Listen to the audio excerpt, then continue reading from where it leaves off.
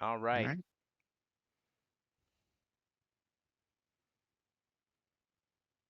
Today is the 23rd of Niran of the month of Fireme. It is the year 350, age of the Phoenix, around 9 a.m. In the southern desert continent of Broseus, it is once again a hot and dry day. 2 years of summer. Not the longest being 12 years of summer, and that was a brutal just over a decade. But for one of you who has lived here for quite some time now, seems like a normal day. 125 degrees Fahrenheit, around what, 50 degrees Celsius, isn't too bad. Probably a normal day out in the deserts. But for those who do not hail from this region or do not, who haven't stayed long in the region, would probably be suffering. The heat and dryness is unbearable. There is no humidity. It is just dry and hot, um, which you could argue as a person, dry hotness or hot humid, which one's worse? Yeah, it's pretty much semantics at that point. Yeah. Now you all have come from different parts of the region of Macerna. And Macerna is one of the major port cities in the Grand Province of Nern Kion. The Federation is comprised of 8 grand provinces slash city states slash small nations. Um, and the Grand Province of Nern Kion is one of those. The most centralized of the within the Federation and is among the 3 or 4 city states slash grand provinces that touch the Great Oceans. Um, for many of you, or for all of you, you would know that Macerna is a large trade hub, also a key military slash naval port city. A lot of different types of people and businesses come through the city of Macerna. But there's one thing that you all know is that every major city has a fortune hall where freelancers can go and find contracts to earn a living and maybe make a name for themselves. For you, Ox, you may have finally arrived not too long ago. You have perused around the city for a bit. The bard regaling you with amazing tales of the city life within Macerna. Um, Not exactly what the bard told you or shared with you previously, um, but for the most part, the city is congested. Being out in the sands and dunes for most of your life, there's a lot of people, and there's a lot of faces that you either don't trust or faces that seem indifferent, which is very ominous to you. You're from a tight knit family, a tight knit group. Um, so when people do not say hi, it's uncommon to you, but common to them.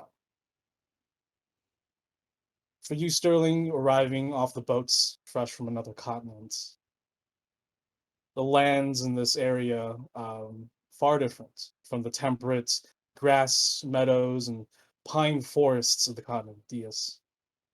And for you, Tav, you've been on the road for quite some time. You've been through the system in the Federation. And though you hail from a relatively close area and you have lived in the region and the continent for quite some time now, the city of Messina is a little bit different. But in some ways, a lot more homelier than the other places that you've been to. You all have come here to the city of Messina for one specific reason, to become a freelancer and to take on some jobs, all with different reasons and different purposes. You all make your way through the congested desert streets. Um, the the people here talk of trade. They talk of rumors. They talk of different affairs that is affecting not only just the region but the Federation as a whole. You see marching men and women in leather and chainmail skirts, shiny purple pauldrons and leather helms, spears and shields. These are the Federation soldiers, the grunts, hoplites. Marching through the streets, patrolling, they give this uneasy feeling to everybody within the city. Everyone knows not to mess with the Federation Army, for they can be very brutish and very unforgiving if they are ever disrespected. The city guard are pretty lax, wearing normal garbs of like khaki browns and light golds and bronzes. They're not as well equipped, and nor are they well disciplined, but they do scatter or they do they're very easily seen throughout the city, moseying around, sitting on barrels, playing cards, drinking, not really doing their jobs. But for the most part, they do have as well a presence saying, "Oh, authority right there," but they're also getting drunk, so we're good. Make your way to the Fortune Hall. It is one of the few buildings out of all these sand houses and pueblo looking homes that dot the massive port city of Macerna. Is this white and red tower that stands about 200 feet tall, with multiple flags and balconies protruding out from all over this construction.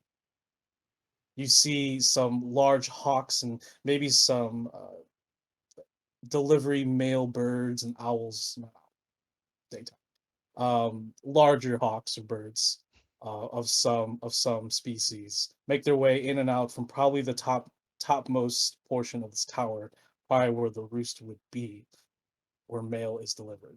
Obviously, there are magical means of delivering messages, but for a majority of the common folk within the Federation, normal parchment via courier is the norm. Making your way up the large sand steps towards the massive bronze doors. Um, on the front, I'm sorry. On the front is the banner of the Rasphian Federation. Two golden snakes wrapped around an emerald scepter on either side.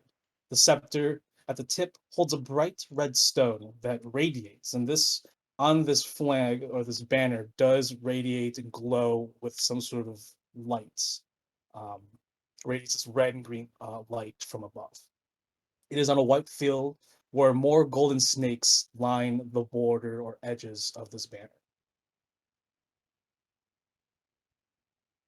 Each of you make your way through. There are a lot of people going in and out. Some you can see that are well paid or probably veteran freelancers. Their gear, magnificent, carrying magical items you can only suspect are magical items. Beautiful weapons, ornate armor, scrolls, and robes. But there are some who are wearing tattered robes, mundane items, and clothing. Some don't even have weapons. As you enter, and I'll actually real quick, I'll go ahead and post a pretty much concept art of what these Fortune's Hall pretty much look like. They all are pretty much the same. 1 second.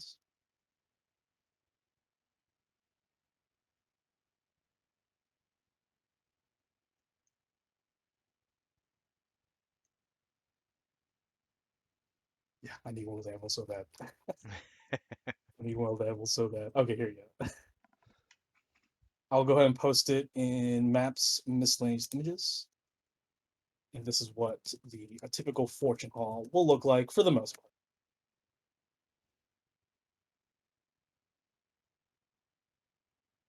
Ooh, There's a little Wow. little large somewhat construct at the very top, but there are some buildings that line the base of these fortune halls. And obviously you can replace the trees with palm trees. As you walk into the fortune halls, as the doors open in and out, you would at first one of you would have felt probably the weight of this massive brass door, but it's actually relatively light, almost as light as just a normal like wooden door. As you push it inward, the smell of incense, burning meats, and spilled ale fills your nostrils.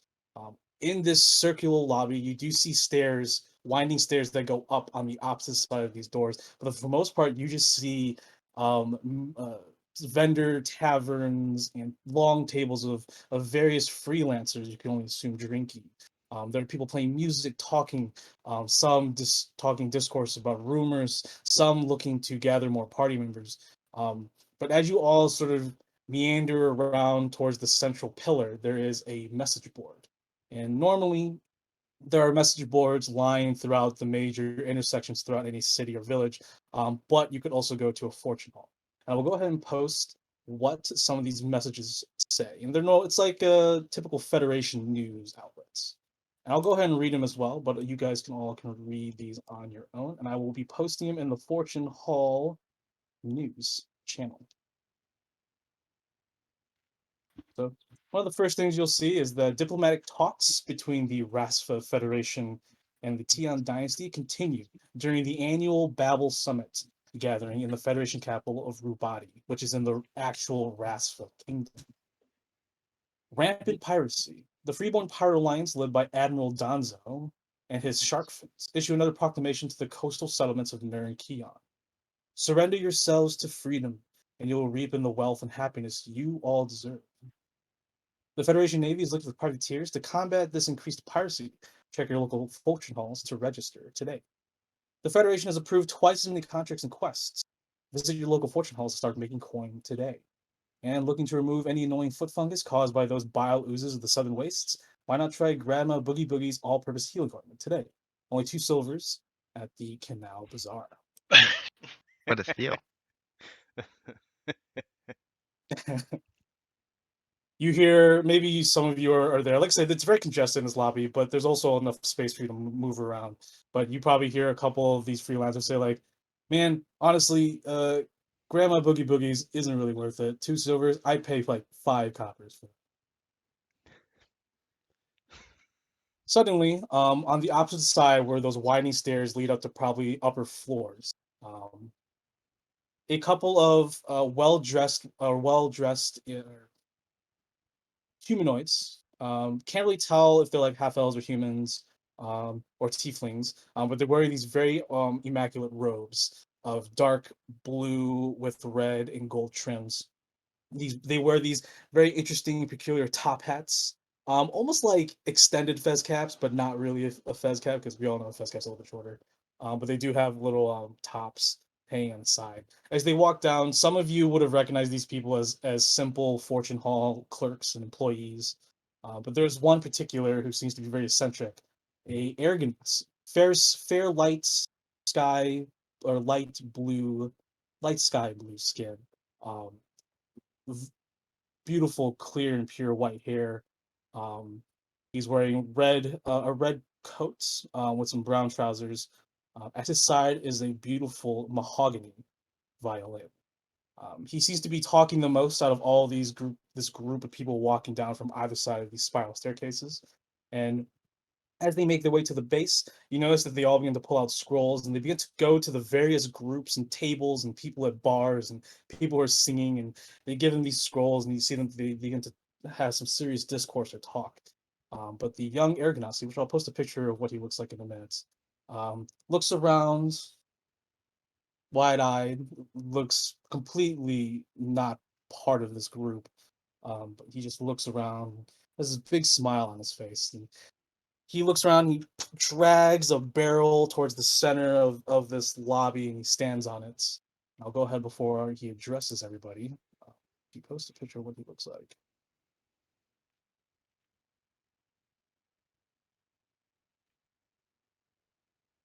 And I will go ahead and post that in the NPC Appears channel.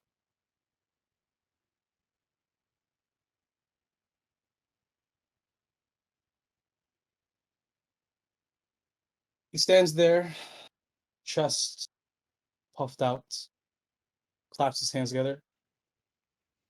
Okay. So uh all of you who are new and fresh to the freelancing work here in Macerna or in any fortune hall, please come over here and step forward around my he looks down at my nice barrel, and we can go ahead and take care of getting you all signed up into some contracts. If you all probably have heard or probably seen, there's a lot of contracts being issued and approved by the Federation, so more money in your pockets, right? And he says that some of all of you would look around to see who'd be gathering, and you don't see really anyone paying this Ganassi attention. However, um, you all would probably walk towards this Ganassi as you are here to look for freelancing. Um, and he continues talking. if anyone here is independent, obviously come towards me. But if you already have a group, go ahead and make your way towards the left tavern and speak with Ghibli. Ghibli will go ahead and give you contracts. He'll want to note down what your team is called. But I am just looking for anyone who is independent, doesn't have a team. Come this way. So with that, all three of you would have approached him. Who would like to be the first among you to introduce themselves? Or shall I roll? I Ox, if will. you have, yeah, Yeah, just show hello. I'm Ox. I'm new here. I um I want to shine up. I come from a faraway place and I want to make a name for myself and get some coin in my pocket. you describe what you look like, Ox? Ox is a half orc, about 6'2". Um, not not what you would assume that voice to come from. He's got like dark green gray skin. He's got probably slightly more pointed tusks than most half orcs would have. He's got black, short, kind of scraggly hair. Uh, people would refer to it nowadays as elegantly disheveled. um, and he is wearing just a sash that he holds he uses to hold his great axe on his back, and a couple hand axes on his side, and then just a pair of pants. Other than that, that's what you're looking at. The young Aragonasi man looks a little bit down. You're how tall are you again? 6'2". 6'2". Okay, he's relatively taller than you just because he's standing on the barrel, but he looks slightly down. He's like, oh, awesome. Well, pants. Okay. Well, we know. Well, now I know why you're here for freelance work. Amazing. He pulls out a parchment and quill and starts writing your name. He's like, Ox. Last name, or do you have a last name? Um, I haven't adopted one yet, but whenever I find my calling in life, that's when I'll have it. Perfect. Perfect. The name is Jeffrey. Jifri. I am a fortune hall clerk here, and it is a pleasure to meet you. As he looks at the other two, who would like to go next? I can go next. Sure, go Yeah, go ahead. ahead. Uh, I'm Sterling. I just want to go ahead and sign up for this. I don't really mind what contract. Just make it quick. Sterling is a Warforged. He's kind of a cowboy-looking man. He has a very wide-brimmed hat. This really long, kind of puffy coat. Uh, he keeps his rifle concealed beneath his coat instead of kind of keeping it out in the open. Uh, and for the most part, he's like kind of concealing his face with a wide brim to the most part, because he doesn't want to show his face. But uh, he's just kind of he has yellow and black wood that his faces and hands are made out of, but you can't see his skin for the most part. It's covered. Yeah, and for both Ox and Tav, firearm, this long tube with metal locks and a trigger of some sort. It's very new to you. You've obviously heard of firearms. They're not very common in the Federation. They're common in probably the continent of Dias, the centralmost continent. But out here in the Federation, we still use good old swords and crossbows. You That is a and weird looking spear. yeah, Jeffrey just looks at you. Oh, I've never seen your kind here before. Not that, okay, Sterling, right? Sterling. Okay, awesome. You are very mysterious, my friend. And don't worry, we take those kind of people here. We take all kinds here. Okay, okay. All right. And you, young lady, as he looks at you, Taff. Oh, is it my turn? Yeah, I'm Tav. I'm been here a while, but yeah, it's gonna be a pleasure working with you all. And you see a red tiefling with a silvery hair, golden eyes. She has a drum strapped to her back, which she's lightly tapping with her tail and trying to keep it under control and grabs the tail when she gets nervous. She also has a violin and a very old-looking rapier that looks like it gonna like it is gonna fall apart any second. Jeffrey looks at you, Tav. Oh, another musician. This is amazing. I am so glad that I'm getting to meet some fellow musicians and artists of the land. And is that rapier for show, or do you need a weapon of some sort? Then again, I don't know if you're a fighter or anything, but No, I'm good with this one. It has served me well so far. I will I will take your word for it. Okay, like I said, all kinds of people come through here. So, once again, I am Jeffrey. I am a fortune clerk here. Let's go ahead and walk to one of the many offices that fill this large building, and I can get you acquainted with some of the processes. You know, it's a little bit of onboarding, but I don't call it onboarding. It seems too rigid. Freelancing is should be free and stuff like that. He hops off his barrel and he gestures you to follow him. And you begin to walk up the left side of the rising staircase, and you can hear one of the bartenders, "Oi, Jeffrey, give me back my barrel!" Jeffrey's just like, "Ha!" Opens the door for all you all, and closes the door behind you.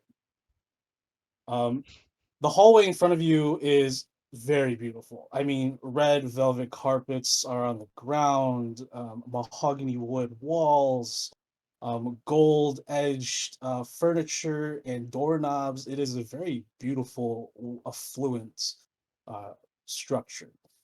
Jeffrey hops to one door, opens it, full, closes it, hops to another. I was just down this hallway, and I swear at least one of these doors wasn't filled with people. He takes you down past maybe like 10 doors. He finally goes on the left and says, "Oh, finally." Opens it, shows you in, and within is a very large, sort of like salon, a very beautiful sort of common. There is a beautiful velvet couches, purple velvet couches, um, a mini bar on the one side, a couple desks and chairs on the right side. But for the most part, it's a very comfy chamber. Jeffrey looks at all of you. Come sit. I will go ahead and grab you some drinks. How about iced ales for everybody? Huh? Anyone here have an iced ale? It's pretty common in the Federation. Sure, I'll try it. Sounds fun. Sounds great. Yes, You please. I'll take one. perfect. And you, Mr. Sterling, do you require I like don't usually drink. okay, awesome. Well, I'll just pour you one just for the aesthetics. And he goes to the bar, and you can see that at the bar there's some barrels with some taps in them. You can see that when he goes to the one barrel made of iron, it's like this rusted iron. There's some runes etched on the sides. He simply raises his fingers on the runes, and they illuminate slightly. They glow this faint light blue hue. And as he opens up the tap, this green brownish slushy sort of pours into this glass. And to all of you, probably have never had ice ale that looks disgusting. But as he brings you on a tray, he says, "Now I understand that the look of these is quite appalling. But iced ales here in the Federation are pretty much common. It gets really hot here, and I'm sure some of you already know that.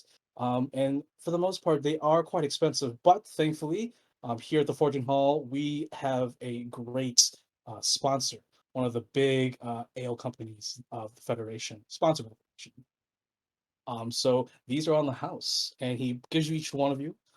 He puts one in front of you, Sterling, and says, like I said, purely aesthetic, but if you want to hold it and feel like you're part of the group, of course." He sits down in front of all of you, pulls out some more parchments from his little side bag, little satchel.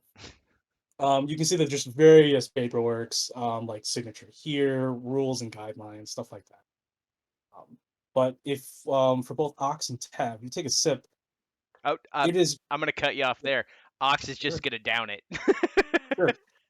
You immediately just feel this rush of coldness in the back of your throat, and you begin to have this, like, sort of cool feeling in the back of your head. Definitely sort of like a brain freeze. Um, it is straight up a beer or an ale, excuse me, an ale, like a blueberry esque flavored ale, and it is completely just ice puree. Like it's just the ale was turned into a slushy, and it is quite good, quite good. It is so rewarding in this heat, and you can see why so many people order this and so many people love it, as opposed to like a warm ale, which I mean is still good. Mhm. You remember Momac back at camp just always saying that any beer is good. It doesn't matter if it's cold or warm. Yeah, so he's just like, so I'm like, I think he might have been off about something. So as you sit there sipping, Jeffrey will go ahead and he sees you down and he's like, oh, and he sort of just like scoots over Sterling's to yours. If you need another one, just let me know. Oh, I'll be right back. As he goes through the door, opens it. Can I get a servant in here, please? Yeah, we got a drinker. Closes the door. You see a young half elf woman walk in. She's dressed like a noble, beautifully dressed. She walks in, and is like, Jeffrey, I'm not a servant. Okay, just FYI, I'm not a servant. I mean, but it's on your job title, so I don't understand why I can't just use your job title. So who needs the ale? You? I'm assuming you, big guy. And she sort of points to you with her beautiful, well manicured fingernail. She goes over and she starts pouring like 10. You think 10 will do it, big guy, or should I Well, I pour was more? about to slow down, but that's fine. I'll take 10. Great. She pours 10 more. Brings you a couple trays, and as Jeffrey gets his paperwork in order. All right, so um how we do things here. It's sorry, this is like my second week doing this, so if you couldn't tell already. But don't worry, it's all pretty smooth, pretty easy around here. Um so a Federation freelancer. It sounds like a pretty high and mighty title, but I'll be honest with all of you, it's not really. It's just odd job work. But they are considered contracts, established, respectable quests. Now, you're not going to be seeing the great and outrageous contracts and quests that normal adventuring guilds that are under the guild alliance would see. But if you work your way up, you can and you will earn a decent amount of coin, which I think is a good thing. Alright, so I have your names here. Since you're all pretty new, I'm assuming you all don't have a team name. So what we normally do here is that when a new team is formed about with comprised of individuals that probably don't know each other, we typically just give them a name. And if you all choose to stick with each other, in the foreseeable future, you can always come back and tell me or another clerk a team name. We like to keep it archived so that when you go to other fortune halls throughout the region or throughout the Federation, that they know where you're from, what you've done, what contracts you completed, and know which contracts that would be more applicable, depending on your skills. And like I said, no one fails at being a freelancer. The only way you can fail being a freelancer is if you just quit, which is what it is. You always can come back. So today is near on the 23rd, so we're gonna go ahead and call you Team Fire Meat 23. How's that? Sort of just looks all three of you. Sounds Like I good. said, sounds good. No. Awesome. Sounds perfect. All right, perfect. I'm just gonna go with a little brief intro, and then I'm gonna leave you three to talk amongst yourselves to get to know each other a little bit. And during that time is when I'll go and select the contracts that I have been given, and then I will distribute to you. Um, the way things work here, you can work on one contract, you can work on multiple contracts at the same time. Majority of our contracts don't have a timetable or schedule, so it's really up to you how and when you finish them. Normally, there's going to be a condition when you're given a contract. When you're given a contract, it's going to tell you to retrieve, like, I know a little bit gory, but you'll have to retrieve fingers or nose to confirm a kill, or most of the time, signed parchments of the clientee or the client, which is preferable. But sometimes, where we do need some sort of physical evidence to prove that you've done the deed. And all you have to do is come back to the fortune hall that you got the contract from, and come to me or to another clerk, and we will distribute your payments. Now you're probably wondering as well, do we just visit any clerk? You can't. You can visit any clerk that you want. Any clerk will do as long as you get paid, right? But I will put this up there. If you come to me and grab contracts to me, one, we can build up a repertoire, a friendship, trust, and then I can also find contracts that suit your, as he looks at Sterling a little bit more, skill sets. And he looks at you, Ox. Well, we know what skill sets you would be good at. And of course, you, young lady, you must be a talented musician. We should meet up, you and Ox here, for some music sometime. Ox, I know you don't look like you have music aptitude, but I do happen to know a great dance team, and they could use a base, a foundation, holding people up and stuff. Oh, uh, what? Okay. All right. So, with that, is there any questions so far? I know I'm going through a little bit fast, but for the most part, this is all just jargon that you're not going to really care about. I don't have anything. You're really putting those down, aren't you? I just wanted to see if it give me double brain freeze. Oh, It doesn't. give It's it. the same brain freeze. It hurts. Miss Tabs, do you have any questions so far, or does everything seem pretty I cut? it's perfect. I understand everything. It's Awesome. no problem. That's the attitude we're looking for. And so Sterling, is everything all hunky dory? Sounds good. All right. Okay. Well, with that, I'm going to go ahead and get your paperwork all started. And then I'm going to go ahead and retrieve a couple contracts that you guys can look at. In that time, get to know each other. Feel free, Mr. Ox or Master Ox, to go ahead and clear out that bar over there. Like I said, we have a lot of alcohol. Some people Got it. drink, but for some other, cool, amazing. Jeffrey stands up, relaxes his shoulders a bit, takes all his parchments and papers, and exits through the door. And it's just you three. So, all right. So I come from a really tight knit group of folks, and I feel like we're all going to be best friends. Even you, creepy guy with the weird spear.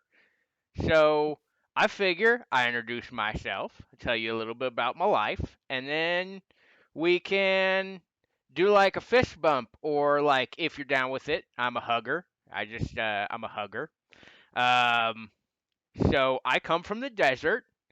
I was told that I probably shouldn't say much about the people I'm from because I don't know.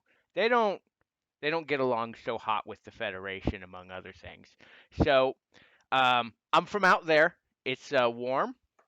Um, there's sand everywhere, and I aspire to be a musician and a storyteller one day.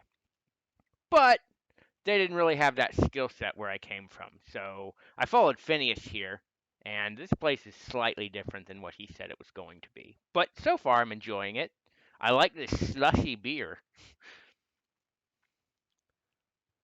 So, I don't know. Who wants to go next? I can go next. And I'm just gonna say I'm panicking inside right now. I hate meeting new people, but I like you too. I think we're gonna get along great, but still panicking right now. What? Give me a minute. Okay. So, so you're scared of people. I love everyone. And you, tall, dark, and brooding. Uh, I. It's nice to meet you all. You guys seem nicer than most folk in this town. Do you know any with cool down besides slushy beer? Do I what? Know any way to cool down? I don't want to drink slushy beer. Oh, you mean you want me to make it warmer? I think you can just set it in a window over there for about 5 minutes. It goes right back to lukewarm. Great point. You know So what? I walk over, I take a couple of them, and I put them in the window, and I just wait, just stare at it, look back at them, and just wait. Right, the first time you look back, and then you look back at the windowsill, it's already beer. It's that hot outside. Here you go. Wonderful. It's magic. Almost like, huh? So, are we gonna do the fist bump, or are we all gonna hug? Start with a high five. Oh, okay. And then I'm gonna start playing my drum a little. Set the mood. Cool. Can I look outside the window? See what's, Yeah, cool. Sure. is there anything Um, happening out there? yeah, sure. As you approach the windowsill, you open the window a little bit more. And you, as a warforged, can't feel the heat necessarily, but Ox and Tav can definitely feel the heat just pouring, the dryness absorbing every moisture in this room, even the alcohol. As you look out the window, like I said, as you remember walking through this congested streets, there are people selling on the streets. There are beggars. There are patrolling guardsmen or city guard. Um, there are some just noble-looking individuals, tattered-looking individuals. Quite the array of people. Is there anything specific that you're looking for, or would you just like to? I was kind of wondering what's happening out there. Sure. For the most part, especially around this area next to the Fortune Hall, you do see the difference of individuals. Like I said, there are nobles, tattered individuals, like tattered clothing. But you do see what looks like to be freelancers armed with weapons and gear, more so than others, and then the Federation army slash guard. Um, you see a couple of some little children ruffians, sleight of handing a lot of people. They're pickpocketing a lot of people in the streets. It's very easy. With your eyes, you can easily just follow them as they go from one person to the next, pickpocketing people. Um, you see some individuals who are wearing goggles of sorts. They have black feathers on their right ears, and they're a varying group of people: humans, and half elves, half orcs, some dwarves. They're wearing these dark brown and black heavy cloaks, sort of probably to repel the sunlight. Um, but they seem to be moving in a group, and seem to be moving in a group and going from one alley to the next. Little bit sus, but it's a city. While he's looking out the window, I'm just gonna adjust my little sash. And if anybody's paying attention, underneath, like right here on the chest, where the belt goes across, there's actually what looks to be like burned and singed skin, like a brand was placed there.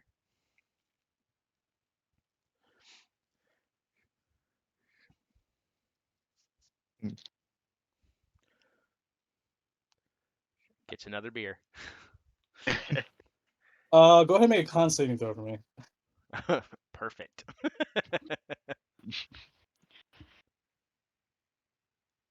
13. 15. Okay. You're feeling a little bit light in the head, but this is like level one. As you tell yourself, like, all right, started. Yeah, this is gonna be great. I'm gonna sip now. Um, eventually the door opens and Jeffrey returns with a couple of parchments. Different parchments. These are now wrapped scrolls with bronze bindings to keep them rolled. He has two of them, and he sits both of them down. And he sits down in front of all of you once again. Ah, the window's open. Great. Super Sorry, dry in here. I go shut Super the dry. window. Nice outside, huh? It's okay. It's just even though I'm an air ganassi, I can also feel like the heat. And anyways, There's just a look of puzzled bemusement on Ox's face where he's like, "What's that?" yeah. Why are you complaining? What? It's air, It's man. always hot. Don't we need air? Um, he sits down, looks at all of you, and says, so I definitely can tell one of you is not from the region. Um, before I give you the contracts, unless you really want to go ahead and jump into the contracts and stuff, and I'll give them to you regardless. I do recommend that you go and explore the city some more. Specifically looking for boarding. Unfortunately, we do not board freelancers here. This is just a place to gather. We do close eventually. I can recommend the three more known taverns slash inns. I can recommend the Merry Tortoise um, to the south of us.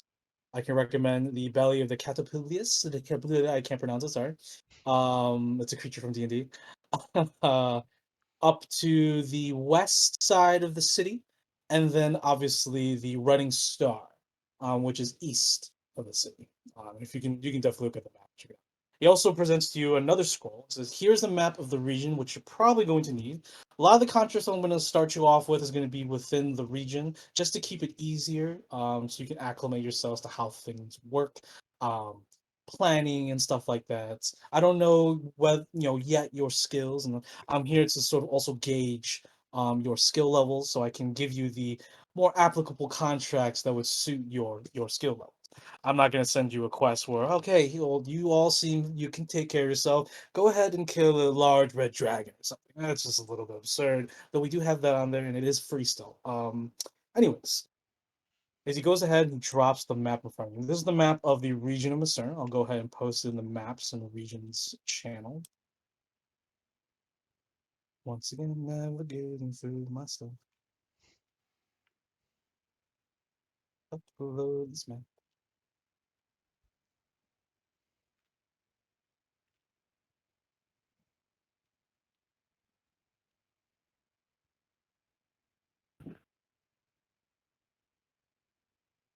Okay. It's uploaded. As you can see, the cardinal directions is a little bit wonky. The map is pointing north to the right.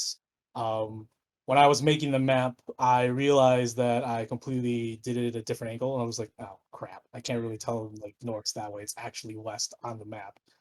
So yeah, just for your sake, I put I added the cardinal direction. So north is facing the sea, and south is going into the deserts. Oh, Um, Awesome. okay. Okay. Definitely recommend to go to those taverns still for boarding. You don't have to do it now, but I recommend to go and check them out. Maybe to reserve one.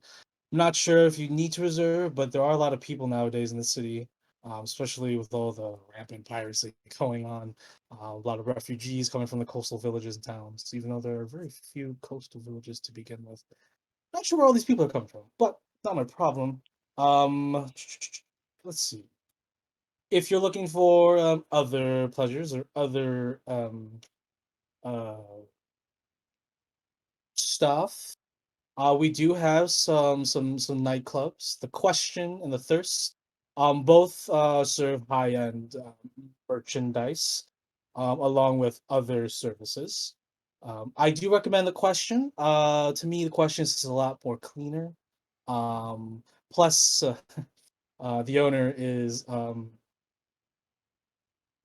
and he sort of just sits there the days, his eyes go wide as he's probably thinking of someone beautiful in his mind, and then he sort of just snaps out of it.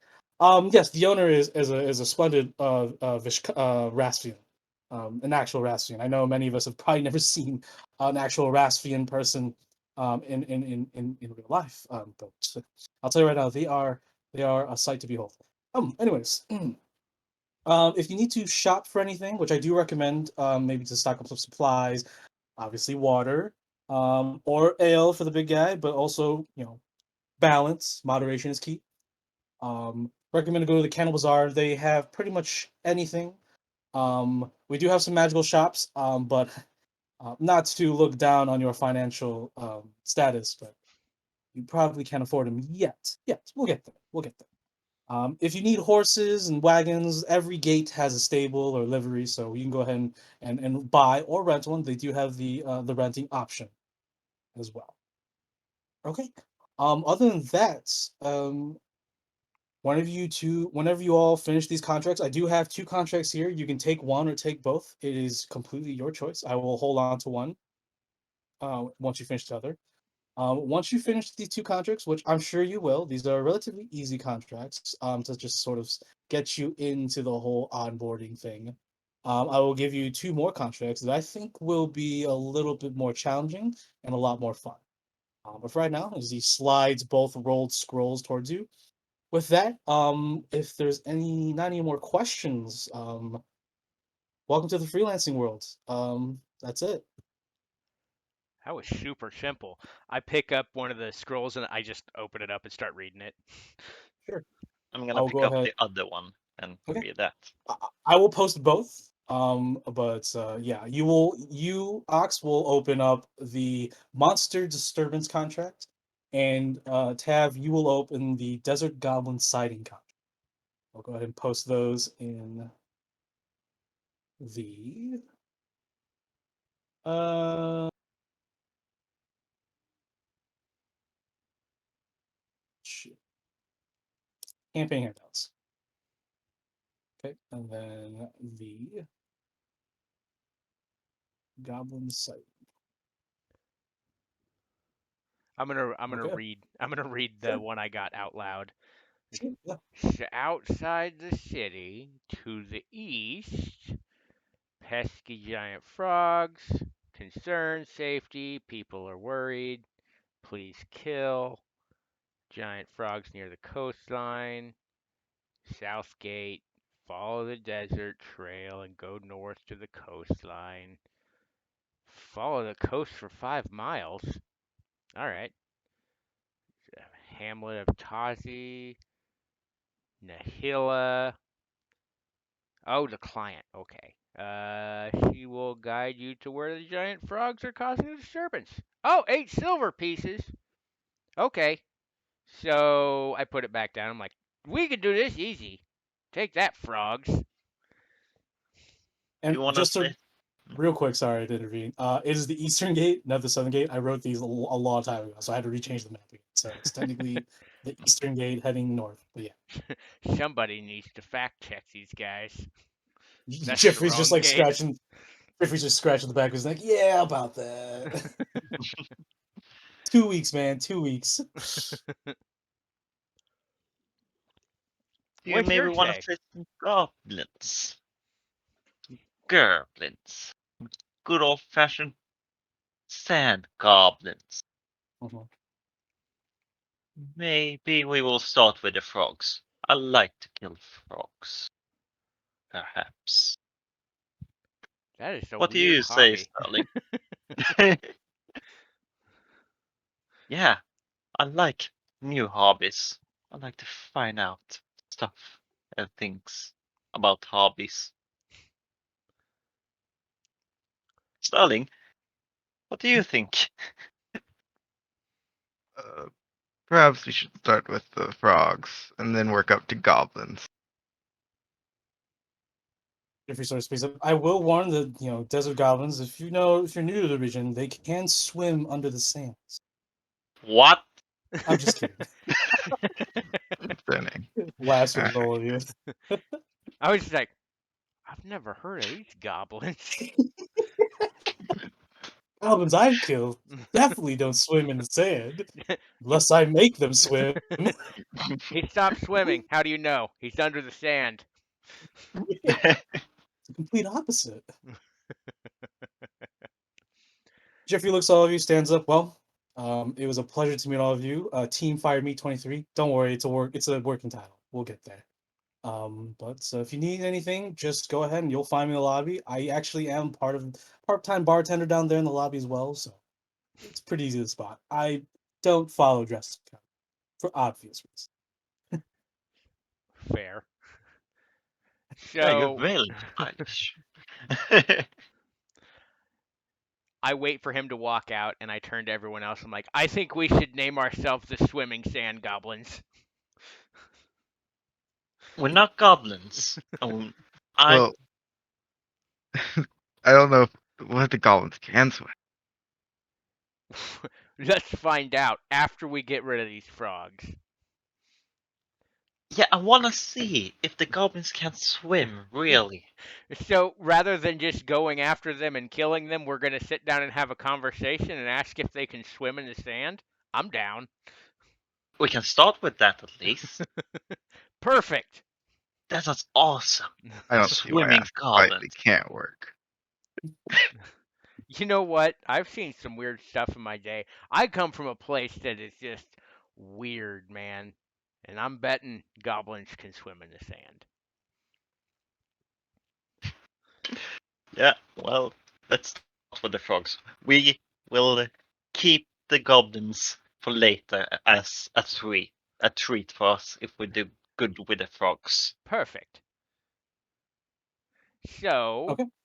um, he recommended we check out the city. Now, I don't really need an inn. I don't think I've slept in a building in ever.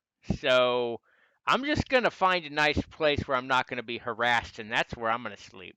You save money, you save time, and the only thing you got to do is pick up your bedroll. But I'm going to wander around the city if anybody wants to join, or I'll just wander until I'm lost and try to find my way back. I don't think we should split up right away, That's probably fair. but maybe we should wander a little just to get lost a little bit. But get lost together. Ooh, that guy seemed to be really into the question. I don't care about the business so much, but I've got to see this person who has his head in a tizzy. And then we can leave and do something else, because I honestly don't care. Yeah, we can go and look at that. Then I maybe want to stop into a shop to see what we can just browse around a little. Sounds fun. So where are we heading Yeah. first? Sterling, you're a quiet guy. Where do you want to go first? Uh, you said you wanted to go to the question? Yeah, Why don't we go there first? perfect. I don't know if they're going to let us meet the owner, but let's try it anyway. We'll see. We will see. All right. So, as the three of you make your way out of the Fortune Hall to the blistering, dry, sunny day, um, for Tav, you are used to the weather, but man, 2 straight years of summer is pretty brutal. For Ox, another day. Um, and for Sterling, it's getting a little bit hectic underneath that cloak of yours, as you've probably been hiding this from the rest, but there is a lot of sand in between some of your tendons and joints, and starting to like coarse sand, just rub it against the wood and iron. It's not doesn't cause pain, but man, is it super annoying. Really It use just a gets break. gets everywhere. So you guys make your way from the Fortune Hall to the Question, which is relatively close by. You pass by the Artisans Guild Hall, which leads to the massive river or canal. Well, it's a river, but there are there's small strips of land in between that sort of makes small canals. You can see that there's stalls on those strips of land in the middle of this river. It's sort of why it's called the city of canals. You would think that there'd be canals everywhere, but no one wants all that salt water. No one wants all that salt. So they just stuck with one river, made a little cuts and inlets in them, and just called it a day. Um, Passing the Artisans Guild Hall, you can see that there are a plethora of different workers and people showing off some of their wares. Blacksmiths, jewelers, even tanners, and textiles. People showing their own fabrics. The Artisans Guild is for people who are trying to not only make a name for themselves, but they want to express their creativity and also be funded by the governments, by the Federation, to pursue their dreams rather than doing it on their own. But a lot of these people have to pay a tithe or a due to remain as a member. So it's just another way to network, I guess. Um, as you pass by, they call out to all three of you trying to sell their wares. They tell you that their fabrics are the best in the Federation. Some come from all the way from the beautiful yet infernal cities of Isatia and Dias. You can see that they one of them shows you like this fabric with like fire trim at the bottom that does move from probably magical means. They're telling you like, oh, 100 gold pieces is nothing to you. Honestly, it is. I do use a currency exchange, so there are coppers, silvers, and gold. For a refresher, 100 copper is a gold, 10 silver is a gold, and then if you're trying to buy things worth silvers, just escalate that to gold. Um, but gold is rather hard to come by to most people in the world. Silver, not so much, but also a little bit, especially with the people that live in poverties or don't have jobs. And then copper is pretty much used by everyone, especially by the impoverished, even the underworld. But then again, the underworld also uses platinum as well. And obviously, platinum is just very hard to find. Probably just the more affluent people would have it. Making your way passing this is where the congestion probably originates here in the city of Macerna. There are just so many people lining various stalls and vendors, shops, butcheries, even people who have little pig pens and animal pens that just sort of just makeshift on the side next to houses. People are just trying to sell their goods to earn some sort of living. Eventually, you make your way to what you believe after asking a couple people, probably within the lobby or just simply following some of the more shadier folk. You make your way to what you believe is the question. Um, the building itself consists of two larger buildings connected via a sky bridge. A massive uh, baobab tree. A baobab tree is a very unique tree. You can go ahead and search it. It's a very unique tree that's not actually I believe a baobab tree is not common in desert areas. I'm not sure. I don't even remember. In the center of this walled off estate. So there's this two large white tannish buildings comprised of concrete and sand connecting with this land bridge or land bridge, sky bridge, and then it's walled off by this stone wall. Um, you approach the gates. Outside, there are patrols of what look like to be armed guards. They're all dressed in long khaki cloaks, armed with scimitars underneath the robes. But you do see that the gates are closed, and you do see a gold-plated sign that says "Closed till Lady." And today is Neuron. I'll go ahead and post the calendar of my world. It's in an Excel sheet, but I'll go ahead and post it. I run 8-day weeks, 5-week months, and there's like 18 months in a year. Um, but really not too important, it's just to keep dates in game to make it more immersive. But I'll go ahead and post that. But yeah, it's Neuron, so you're gonna have to wait like 3 days for it to open. So that's not happening today. Oh, Um, I guess we have time to go take care of some frogs and some goblins and then try this little adventure later. Like it. yeah, sounds good. So you said you wanted to go shopping or perusing and just looking at stuff? Yeah, some general provisions, some water maybe, and some food. I don't know how long it takes to go and kill some frogs, but just to be safe. 5 miles. I eat normal. He starts doing this makeshift math in his head. Right. I Two think. cows make a left. And then if you add purple, That's how you get to the color 3. Yeah. All right. Okay. So yeah, rations is probably good. Is there a general store around here? We should probably get a map of the city too. What? I, I, what part of town are we in right now? Is it more impoverished around the area, or is there like just like a crier on the street corner or anything like that? I will tell you right now, in terms of status, if you look on the map of Macerna, all the way to the right, where it says like the August Mansion, Fort Abige, that's where you'll see more of the better looking homes. But probably 80-90% of the city looks either low middle class or like poor. Gotcha. And even with you in, but obviously the one thing that sticks out right in front of you is the question: this house of debauchery in the slums.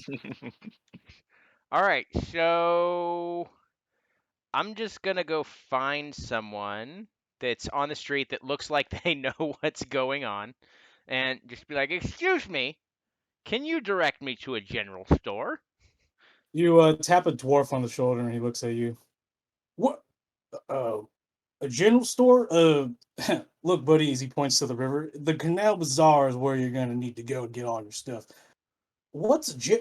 Oh, I know what a general store. Duh. As he sort of, you see that he's walking like two chickens on leashes. Uh, don't mind Clarabelle and Bessie over here. I'm just taking him for a walk. As he just walks in down the middle of the street. You know what? I like that guy. I'm gonna Yes. I'm gonna have to find him later. We're gonna play cards or something. So Yeah, I not too far on the way. Sorry, real quick. Not too far away is the Canal Bazaar, the premier spot that the city is known for. It's where all the shops and vendors line the river or canals. Like right behind us. Yeah, it's like right there on that side. so we just had Just to turn look at the other side of the street. I get it. In the right direction. Everything's going Oh, great. well, let's just buy the stuff and leave so we can get on to the frogs. Yes, I like it. Let's go. What time of day? What time is it exactly? How Actually. much? Oh, no, no. It was 9 a.m. It is now 10 a.m. All right. So it's 10 a.m. We can get rations as long as there's not a crazy line.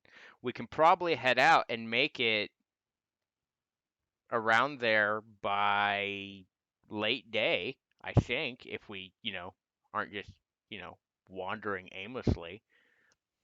Go ahead and Well, make a survival check real quick so you can discern the distance. You have been raised out in the desert, so you're pretty good at tracking stuff like that. The beers Fuck. must be kicking in, huh? Sorry, everybody. I'm oh, not God. good at math right now. The beers, the ale's starting to kick in, and you're just like, man, it could be like 3 to 4 hours to get to this coastal village. Uh, it's, Then again, you haven't considered by foot, by horse, or camel. so are we gonna let's get the rations first and discuss along the way.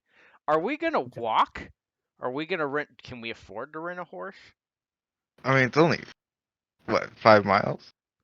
Could That's what probably it. walk there. That's what it said, but it also said the wrong direction, so I don't know. I That's some shade, man. I hope we can trust the length of this walk. So it's gonna be anywhere from 3 to 6 miles, is my guess. So, um, so can we afford? Can we afford to like rent horses? I don't even know. We should probably find out how much horses cost. All right, first, Yeah, so rations. Let's do that. let's do that first.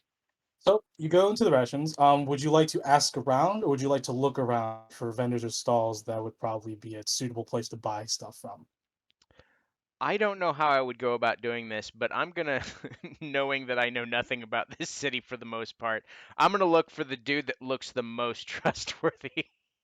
Oh boy, go ahead and make an God. insight check. What about you, Tav So and Sterling? I'm just gonna go to the nearest one with Nearest- food. okay, The and nearest you stall, but Rations. Can I please have rations? And Sterling, are you looking around to buy something, or are you just perusing with the rest of the team? Uh, I wanna. Is there any like magic shops nearby? I wanna check out what they have. Oh, what was that? Sorry. Is there any magic shops nearby?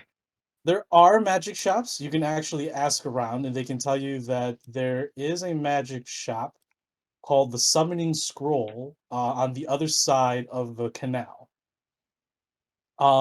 There it's a magical shop, so it sells like items and scrolls and stuff. But if you're looking for weapons and stuff, that's going to be called the Flux Deluxe, which is a little bit further west up the city, near Kalula Wharf and Tana Wharf. That's what this little goblin with no clothes on is telling you. I think I'll just stick with Ox until we finish buying supplies. Sure. Okay. We'll go ahead and start with you, Ox. You're just gonna what was that again? What were you gonna do again? Sorry. I was looking for the most trustworthy guy and rolled a 6. Roll this. Oh, that's right. You roll the six. Oh, By coincidence, this dwarf again with the two chickens on leashes is you approach him and out of nowhere, and he looks at you. What? What are you? Oh, uh, yeah, can I help you again? You you look the most trustworthy. Do you have rations?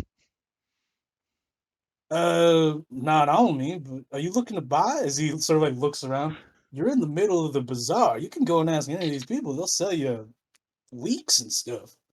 Who would you suggest I buy from?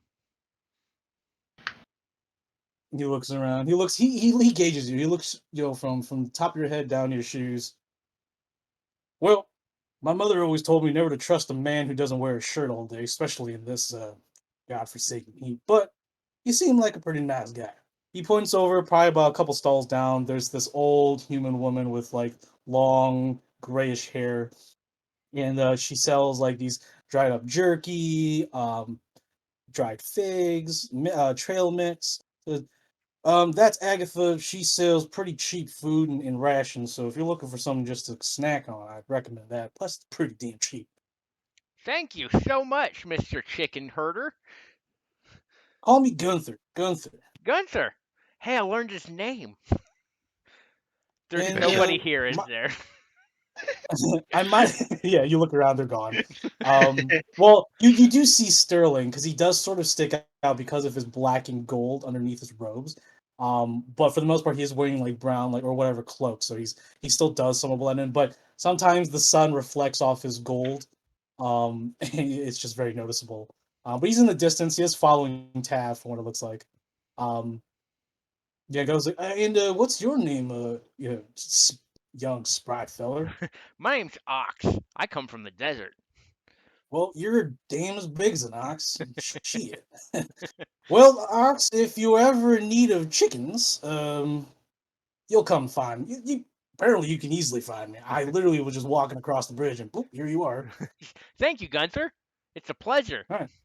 And he teleports out. No, I was kidding. Oh, The BBG just secretly reveals himself. Go store chickens.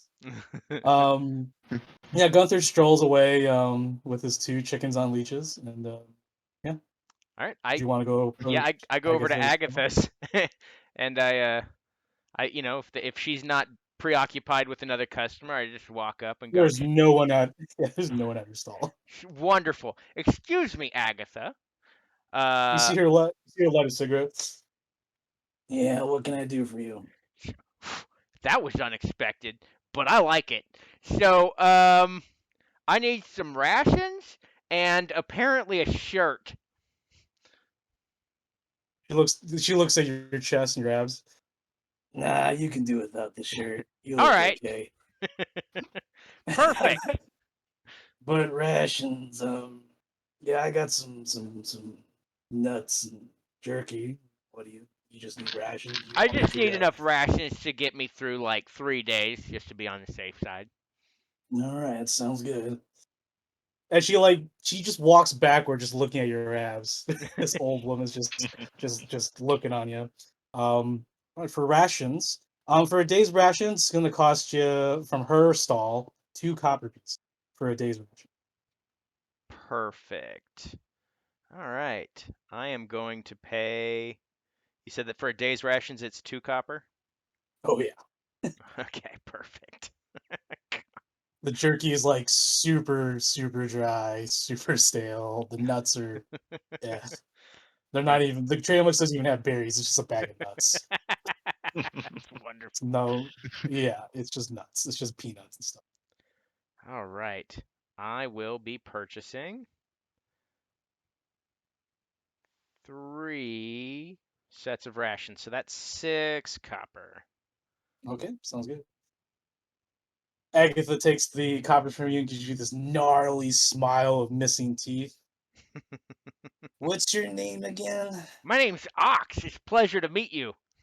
Oh, the pleasure is mine. Feel free to visit Agatha's shop late at night if you. And she looks down at your trousers and looks back up at your face again. I don't understand what that means, but you have a wonderful day. And I She walk just gives out. you this just weird eyes, like, yep, can't wait to see you again soon. All right. Watch you walk out confused, but happy that you have some trail mix or Yes. peanuts. And some jerky. Bought some jerky in there too.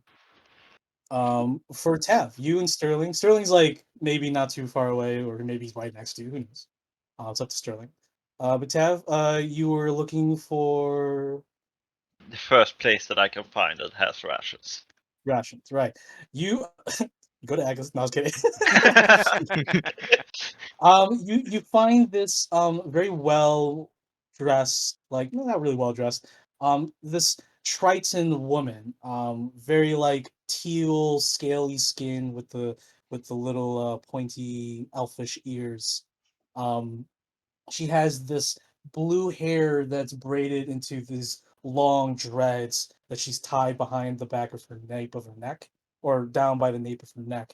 She's wearing these very, very probably breathable blue see-through gown. Not too see-through, but enough to allow air to pass through to sort of circulate some sort of cool air. Anyways, she's at her stall and she looks like to be selling some pretty much better looking jerky and actual trail mix. You actually see raisins and peach cuts in there, some mango cuts, some bananas, some dry bananas.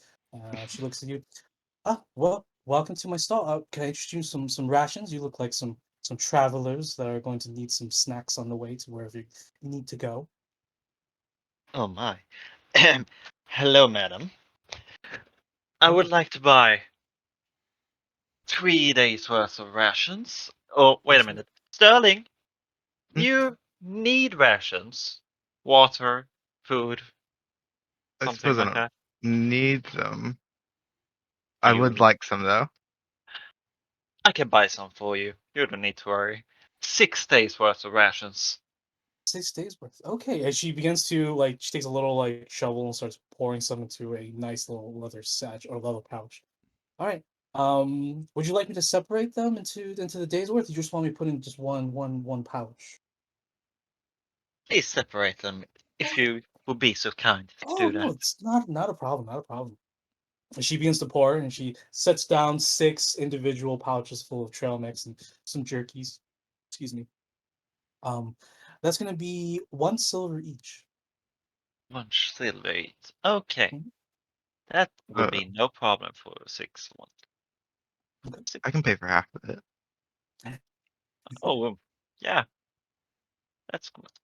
There, Hey, that's 3 silver. pieces are pieces. All right, thank you very much. Uh, Um, do you have water? um, What? I have a little bit of water. How much are you looking for? How much do you have? To make it simple, if you have a water skin, I'm gonna do it like Skyrim style. So you like have like 3 uses would be enough Okay, to empty your water skin. Um, so if you want to buy like a small barrel or something, go ahead and let me know, and I can equate that to how many water skins worth that would be, so you can just fill it up. yeah, let's go with a small barrel. Okay. She Then looks at you save and is the like, story. no, of course. If you're going beyond the walls, then you're gonna need some water. And she pulls out a small wooden barrel, and you see her with a ladle put some water in there. Um, it's going to go ahead and store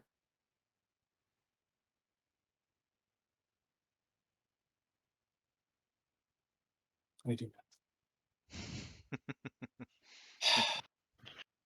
Flipping math. Man. All right, so it's gonna store 72 uses or 72. Yeah, per 72. yeah. I basically just did 3 times Uh, 24. So you bought like 24 uses worth of water. Like I said, one sip will last you for like a long rest or short rest, whatever. Obviously, if you're out in like a hot desert for long periods of time, obviously I'll ask like, all right, you're probably gonna need to take 2 to 3 sips from your water jug just to Yeah. rehydrate yourself. How many uses did you say?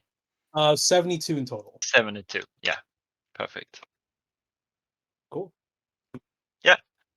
Thank you very much, madam. What No was your problem. name again? Jamie. My name's Jamie. Jamie. I'm Tav. Pleasure to meet you. And Pleasure to meet you. pleasure doing business too. Farewell. Thank you. And I Thanks. walk away. Thank you for your patronage. Stay safe. Thank you. And just this looming figure of Sterling walking behind her. Oh boy. Alright, so you I three, yeah. I Go am ahead. actively looking for those two. Just so. Oh, hey, Yeah. I got the stuff, and then I realized after I put it in my bag, I already had rations. Well, that's good. Now we have some extra. Perfect. Hey, nope, lost it. Go ahead. Okay. Should we go to the gate and see what horses cost to hire? Oh Maybe? yeah, that's probably a good idea. We should go to the opens up the scroll. Is that the south gate, the north gate, the east gate, or the west gate? Do you remember which gate we're supposed to go to? I didn't Nope. correct this with a pencil.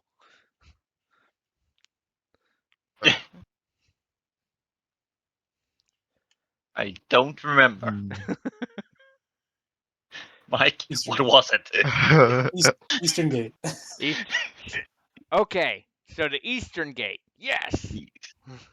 There we are. Oh, it was to the east. Okay. Fuck. Fuck. East. Down. Okay. Yeah. You're going I down. love Okay. it. I love it. I love fucking with it. Oh, shoot. Hang on. Before we go, I just I go to whichever general store is closest to me before we walk out. Sure. What are you looking for? I'm looking for a map of the city. Sure, yeah. You actually go no, I was kidding. You go to like a town crier who has like a satchel of parchments. And he's wearing like a vest that has the banner of the Federation on his back. You approach him, and he's just like, and of course. Oh, you're looking for a map? Sure, yeah, sure. Here you go. Th- There you go. It's a map of the city. Thank you. That's all right. It's part of our tourist program. I don't know. Hear ye. Sweet. East gate it is. That was easy. Well, let's go on a journey to somewhere. To somewhere. Somewhere. To the unknown. Perfect. So Yeah. we're gonna head to the horsies. Sure. You make your way across the city to well, you're near the center of the city. You make your way to the other side of the city, to the eastern gates. It does take you about 45 to an hour. It is just a very congested city. Maneuvering through all these people, you're literally rubbing shoulders with people moving through the streets. There's wagons that are stuck because people won't move, or they're just talking, or they're trying to sell their goods in the middle of the street. It's just hectic. You see like city guards pushing people away, like, come on, clear the path for fuck's sake. And they're just like, I'm trying to sell. This is my life here. This is my life. It's just a lot of just random drama happening That's his on the life, way. man. Getting pretty intense out there. You see, they're just like selling like baubles, dude. Like, this is my life, man. I'm trying to sell these. I have 20 kids at home. We live in the slums. Guard's like, I don't care, man. Like, don't do it in the middle of the street. Like, we already could look at all these people. It's just a lot of people are just like, what a fool, and like, oh, I feel bad for the man. 20 random kids. stuff like that. 20 kids is Wow. pretty impressive. He got busy. You don't know if it's the same wife though, so Yeah, you're right. Man, um someone's either incredibly unfortunate or they're all incredibly unfortunate. so you make your way to the Eastern Gates eventually after finally getting through that congestion, that traffic. And like Jeffrey said, there are liveries or stables at each of these gates. Very large, somewhat open areas where you can see a plethora of horses and camels. There are also wagons and carts for sale as well. There is a goblin with a very large or very long white beard. He's got some boots on with little stirrups at the ends, sitting there smoking a cigarette. Looks at you three approaching, turns away. Hi. Should I talk to him?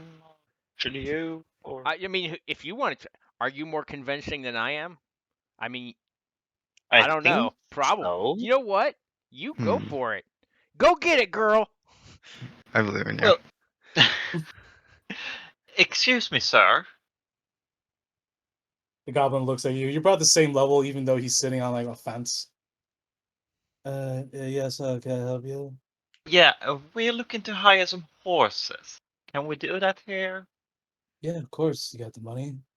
Yeah, how much is it for 3 horses? Or You camels? looking? Or Are you looking for horses? Or you looking for camels? we're going out into the desert, so maybe camels are better? What do you guys think? Camels are definitely the way to go. Camels. How much for camels? Are you 25 gold. renting? Yeah. 25 Are you buying or are you renting? renting. Because I heard 25 gold and I got scared. 25 gold's like most of my money. We're renting. Uh, We're not if you're renting camels, I'll charge you 5 gold per day. 5 gold per day. Would you like to haggle this man? This goblin. I just have a look of dumbfounded on my face. I'm like, I don't have 5 gold. 5. Don't we have 5 of a lot of things? We can just give him 5 stuff, right?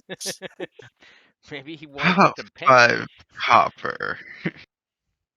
5 copper. Go ahead and make a persuasion check at disadvantage. I can help with this. Persuasion. With disadvantage. You can help with this? Okay, That's for sure. I 1, don't know how. You 14. he can just roll once and 14. take. Okay, Or the first wait. roll is 14 anyways. Okay. The goblin owner proprietor looks at you.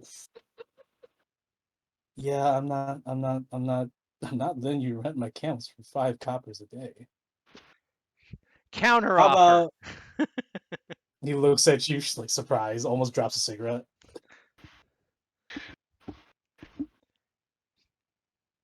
Counter offer?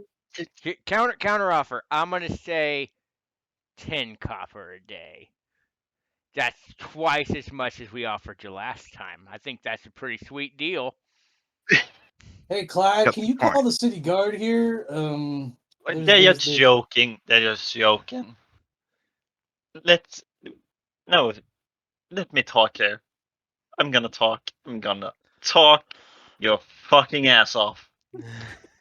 No, it was 5 gold for 1 camel per day to hire to rent, yes. to rent. What about 5 for 3 for half a day? 5 for 3, half a day. Go ahead and make a persuasion check. That's Let's go, Bard. 21. 20 flipping what? Oh, jeez. Yeesh. Yeah, high persuasion. Yeah. What do you say? The goblin looks at you. 5 gold pieces. 3 of my camels, half the day. Yeah, I can make a profit off of that. Gets up, Perfect. flicks a cigarette, goes in the back. With him coming back is this large ogre. Not wearing a shirt, has a great X on his back, wearing trousers, looks at Ox, gives him a nod. Yeah. He gives you all a camel. All of them are the same camels. The goblin looks at you. They don't have names, but please don't let them die, or I will have to charge you for obvious reasons. They will Um, be fine. they I will did take just. care of them. That's good. They did just drink. Should be full of water, so they should be good if you're only needing them for half a day. Um, so I hope you have extra water if you need them more. But then again, I am expecting him by as he looks at his sundial watch. Mm, by They can be pretty finicky. You gotta angle them right. yeah, he's just like okay. Now I'm just making up my own time. By 6 7 p.m. How about that? 7 p.m. is the latest that I'll take. I'll be awaiting for you for my camels. It It shouldn't sounds take that long, great. right? Perfect. We should. It shouldn't take so long to kill some frogs, right? It's 5 miles and it's just some frogs. It's Uh, fine. We Sure. take them. Here's a gold, sir, Thank and you very much. have a great day. We will be back with your camels by 6 or 7 p.m. Sounds good. as, All right. as we hop on the camels, I assume, and wander off, this the last thing he probably hears is, "What do you think the late charges are for camels?" I don't want to know, so we need to hurry. Yes, let's get out of here.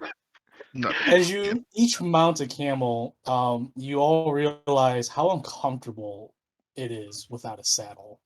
Um, Do we have even to more uncomfortable so with as you put yourself between both its humps.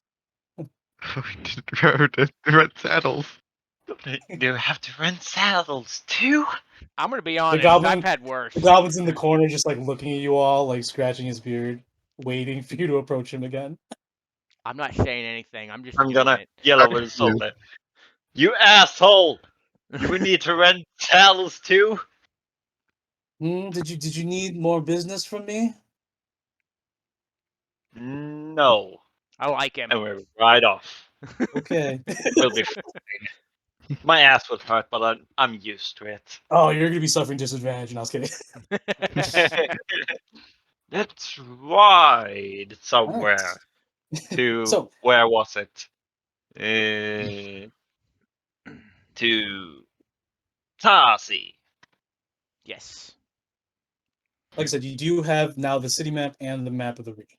Yes. So we are going to ride towards Tazi Mhm. as quickly as we possibly can without tiring out the camels because we Yeah. are now on a deadline. So as you walk through the open gates, you can see the barely visible sand cobblestone road. That's obviously sand blowing over it sometimes here and there, but it's still noticeable. Um, you follow that for about an hour until you reach the slope that leads down. So this little slope has a little like sort of walked trail leading down towards the coastline, and then the main road, the sand cobblestone road, continues going east, probably to the next city. Um, as you look at your map, you all can easily gauge that. All right, that as you look down the slope, you can see that there is this small little oasis, a lot of houses built around it, and it's all underneath this towering stone boulder. And you all get the inkling that that's probably the village. All right. Uh, so let's head in. I think we should definitely find a place to anchor the camels because if they run away, this is I not going don't. to be good. We just spent 5 gold for 8 pieces of silver potentially from this contract. This might be the worst deal making ever. Yeah, but I it's very to get much us don't want started. to deal with that big orc guy. He's fine. He's a nice guy. Says you. But it's to get us started, to get a leg up on the competition that I don't know if it exists or not. But I'm gonna be Yeah. honest. He gave it to us, and we're brand new. I think the competition was gone a while ago. Okay. Yeah, you're right about that. But They are let's advanced not rocks. let's not think about that right now. We have a Okay, mission. We're gonna kill frogs. we're supposed to talk to somebody, right? Who was it? Is someone named Nahila? Nahila. Yes. Okay, so let's go into the town and look for this person. Let's just get it started. Took us an hour to get here. We have plenty of time to get back. Yeah, we Or can do so they this. thought. Um, Sandstorm. That's when the sand goblins attacked. I Oh literally just God. thought, I literally just thought of Darude when you said sandstorm. So you all on your camels. Though it wasn't our ride, it was rather rough. For Sterling, not so much. It was just really awkward to sit in between two humps of a moving creature. For Ox, it was rough, but you've learned to tolerate certain pains. Unfortunately for Tav, it was a nightmare. It was hellish. It was so bad. Never again, maybe will you ride a camel without a saddle, or a camel in general. It's just a terrible experience. As all three of you make your way down the sandy slopes into this small oasis with a looming boulder, that the village has been sort of built underneath and around, as it just basically creates the shade over the entire village and oasis. You see some kids playing with sticks and little circles. They're like pushing it with their sticks. I literally just had the name of the game in my head. Now I forgot. Um, there's some kids swimming in the oasis. There are people washing their clothes, not in the oasis, near the oasis. You see that they have buckets for the washing of clothes. Um, you see some scattered dogs walking around, probably some homeless dogs in the village. But it's pretty quaint, pretty quiet. Not much is going on. Um, you make your way into the village. Some of the people look at you for a moment and then just pay you no mind. You seem like normal adventurers slash travelers throughout the region. Um, Looking at the buildings, there's really no clear identifiers of what each of these buildings are. You just see random villagers go in and out of these wooden, sandstone buildings, which you would assume is their homes. Um, but eventually, you do come across a larger sandstone building where there's a lot of people going in and out, and a lot of drunk people going in and out. So maybe that would be a good starting point to find out where is this person that you're looking for. So let's go to talk to the bartender. They know everything. You just got to tip them. Yeah, let's do that. Sure. That sounds like a plan. Or wait a minute. I know I have a plan. I'm just gonna yell the name out in the middle of the town. Spin around. I assume you use your drums and you make some rackets, some I'm gonna noise to. use thaumaturgy. Perfect, perfect, perfect. What is the thaumaturgy sound like? What kind of sound specifically? Are you just It's making random just noises? my voice yelling Oh, really? super loud the name Super loud. Sure, Nahila. sure. Everyone sort of looks at you. Even the drunk guy who's pissing on his knees just looks at you. What the heck? Hey, Nahila, there's this strange woman. He's like still peeing on his knees in front of the bar. There's this strange woman. There's three people, four people. Oh, those are humps on the camel. I thought there was like eight people here. Nahila is walking out is this very beautiful ebony skinned human woman with long cerulean blue hair. Her eyebrows are the same color. She has golden irises, and she walks out. She has this bartender apron on, and she's still like cleaning a mug. And she's just like, "Oh, you must be the freelancers. Quick, come, come. I For told you we should fuck's have talked sake, to the bartender. for Okay, fuck, you were for fuck's right. sake, George." He's like kicks George, and he like lands in face first in his own little piss puddle outside the bar. Oh God. "Ugh, Oh, ugh, that's gross. ugh. I'll Ew. have another one. No, you're cut off, George. You can go home now. I'm sure your wife is looking for you. My wife. You know this. Yeah, I know. It's hilarious. All right. So you must be the freelancers as you're all sort of walking in. So you can just leave your camels there. Don't worry, they won't go anywhere. I just tie them up outside and go. Yeah, just tie them up. Yeah. You tie them up with like the hitching post, and the Yeah. three horses look at the camels, and the three camels look at the horses, and it's like gang war. You all be nice Behave. to each other now. You hear? The camel that Sterling was riding on looks at you, and then looks at the horses, and then nips at it, and you can all tell that that camel was the lead camel, like the head camel of your camel trio. It was the lead tripod as it nips at the horses, and the other three horses are just like sidestep away from your camels, and the Sterling's camels are just like,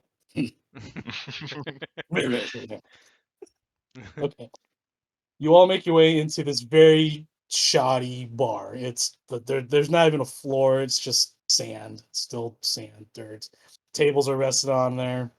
The bar is made out of a rowboat, and then they just put a plank as the top. Nahila walks over. You can see that her selection is quite limited. She's like, "Can I offer you some iced ales?" Yes, we actually have iced ales. I just no. I've had my fill for today, and I think I'm just now walking it off. Um, we're here to figure out how to get rid of your frogs, and we were hoping you could point us in the right direction. Apparently, you are the person that asked for this to be done. Hmm. Yeah, I just wanted to give you a little bit more information as she finally finished cleaning the mug and puts it behind the bar. So, a couple of giant frogs entered the northern oasis. There's a couple of oases around here, lucky for us. But these two giant frogs most likely came from the Pearl Inlet down east or down out east. Okay. Um, Probably from the Bay of Turget. I don't know if they're saltwater frogs, but regardless, they're really big frogs. Um, they made residence, and I'll go ahead and show you as she takes off her apron. You can see her that she's putting like sandals on and stuff like that. It looks like some adventuring gear. Don't worry, it's not taking too long. I just don't like walking out of my sandals in the sand. She takes you out back, and she starts walking you around the boulder as she continues to talk to you. Just north of Tazi, our village here, is the now, besides, former home of a Duciant explorer. And for you, Sterling, when she says Duciant, you know that there is a nation in the continent of Dias called the Principality of Ducians. Pretty much French people. Um, his name was Sylvain Lortier. He was here in search of desert diamonds, or at least he thought there were desert diamonds out here. A young man was hoping to find a deposit that he heard a rumor from back in, I believe, Ducent, the continent of Dias. I'm not from there. Um, a good and honest man. He lived as a recluse. He made his camp out in the middle of the oasis. Many of us offered for him to stay, of course. Living on the desert, it's dangerous and can be scary sometimes. But the young man was very adamant that he wanted to find this desert diamond deposit, which, like I said, we've told him, gods know how many times that there's no desert diamonds. But regardless, he refused to let go of his dream, and I didn't want to, and none of us back at the village didn't want to deny him, at least to continue trying, even after 2 years. Anyway, I believe that these two giant frogs, as she's continued to talk, you're following this sort of paved trail from like what looks like to be many footsteps. So it looks like people have used this this walking lane to get to the oasis. And by now you can actually see the oasis in the distance. Probably another 5 minutes you'll get a little bit closer, but you can see in the middle of the oasis that there is this shredded tent, and you can see one giant frog just sitting there Oh, overlooking the oasis. But you don't see another frog. You just see that one frog. And she walks you, continues to walk you closer, points in the direction. As you can see, there's at least one of them there. I don't know where the second one is. Probably under the oasis, or maybe hiding amongst the groupings of trees. But um, as she looks at all of you, I think all three of you, can take care of it. So um, I'll be back at the village. Once you're done, come find me. And then she shows you this little parchment with like the seal of the Federation and the fortune hall. She says, once you've done, and I can confirm easily from here, I'll sign it and give it to you, and I believe that's how payment works for you freelancers. Yep, that's what Yeah. we were told. Yes. Well, good luck. And happy killing. She turns around, heads back to the village. So, are we just gonna charge in and smash it, or do you think anybody good with animals? Mm, No, no. no. I love how you both said that exact same thing. It's awesome. That's awesome. so, so no pet frogs. Understood.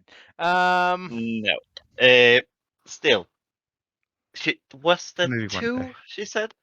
There's supposed to be two, but we can only see one, so we should probably figure out where the other one is before we wander in there and then get like ambushed.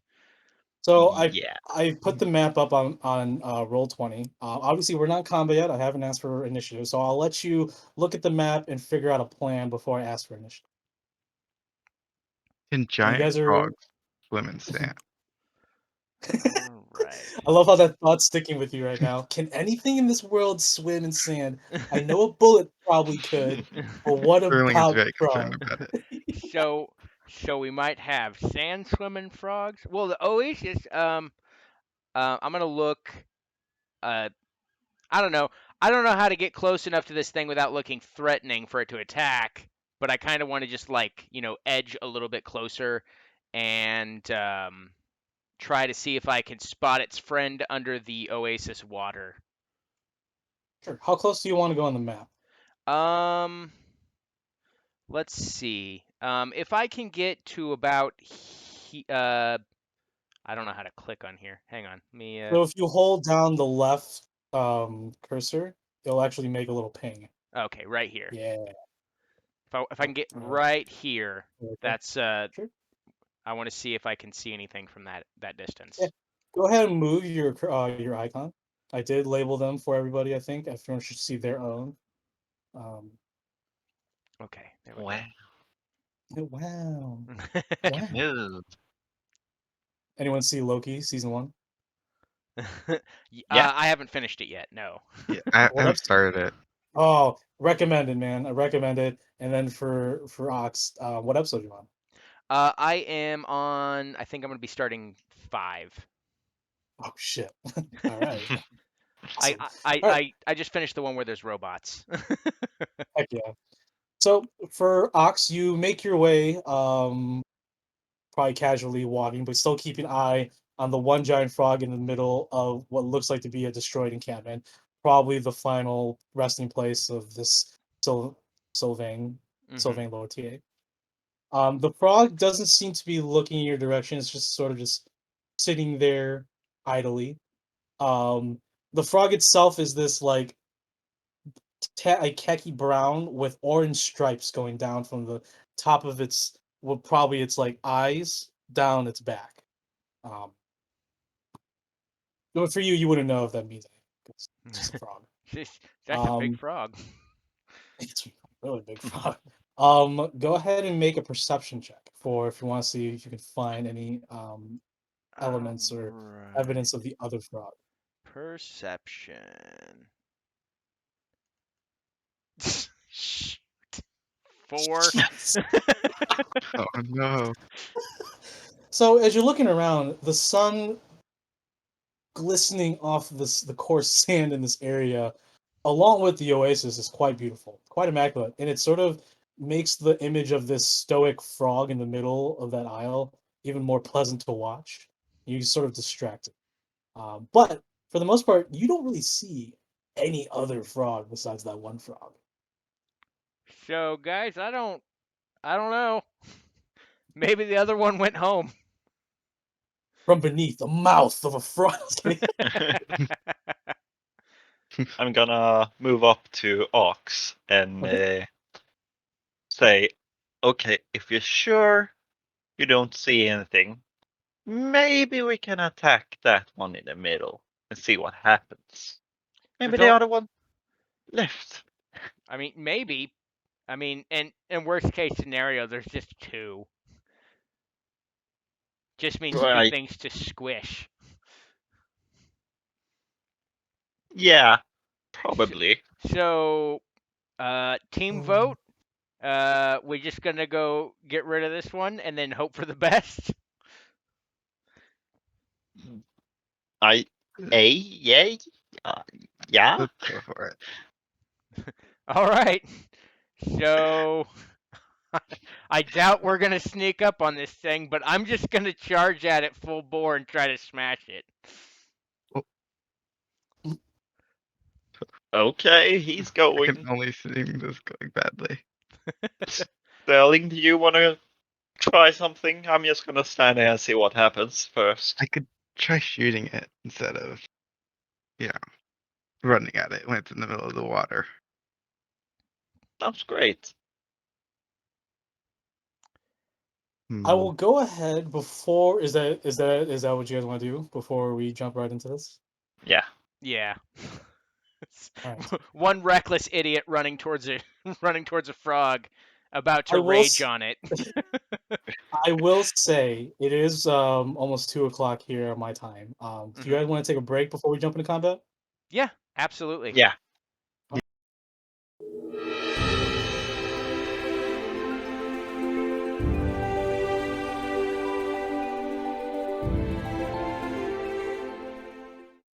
But anyways, did you guys want to quickly graze over a different strategy, or are you guys set on what you spoke of previously before we roll for initiative?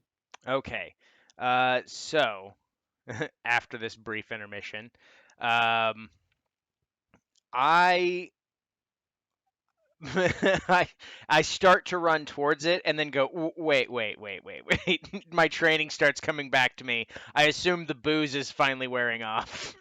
Yeah, you remember the passive Momac hitting you in the square in the face, like idiot. Yes. What are you doing? um, what how deep does this look like it would be? And is there a way, if I had to get across, that I could do so without hampering myself in the water? I would say where the water, like from here to here, wouldn't be that deep. Probably about 4 or 5 feet. Mm-hmm. You probably this area and maybe this area would be more than 5 feet deep. Okay. But anything like around here, right here, probably still within the range of 4 to 5 feet deep. These are small oases. They're not like the ones back. It's not like the one back at Tazi. That's a pretty deep oasis, like a normal small oasis. This one seems like a minuscule one. Okay. All right. So, with my athletic prowess, if I have that at all, could I take a running leap over that embankment?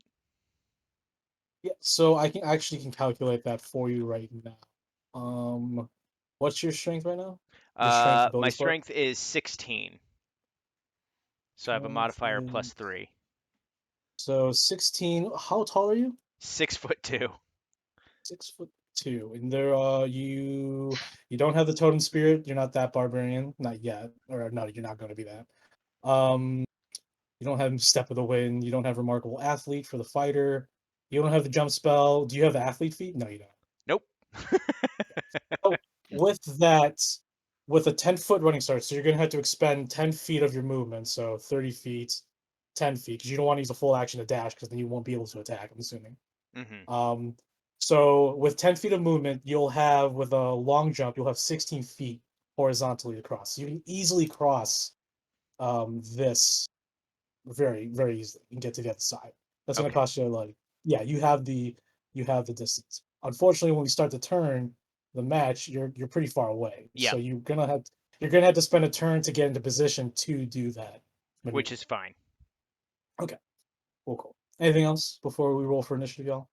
Um, I was wondering for when I plan on shooting it, are these boxes and barrel gonna count as cover for the frog? The frog is a large creature. However, it is on like the oasis itself, the little isle is sort of raised. So the boxes are covering probably its good majority of its lower portion, like its hinds. I'm not gonna give it I'm not gonna give it an AC because it's a large creature. I'm not gonna give any a bonus AC, so it's gonna have its normal AC. And there's no modifiers to your shooting, so it's just a normal shoot, normal Okay. attack. Yeah. If it was a regular frog, well, good luck. You don't I even don't know see why it we'd be out here fighting regular frogs, but who knows? because they can swim. But that's Hopefully that's why the they sand swim. They Oh sand no! surf. thing.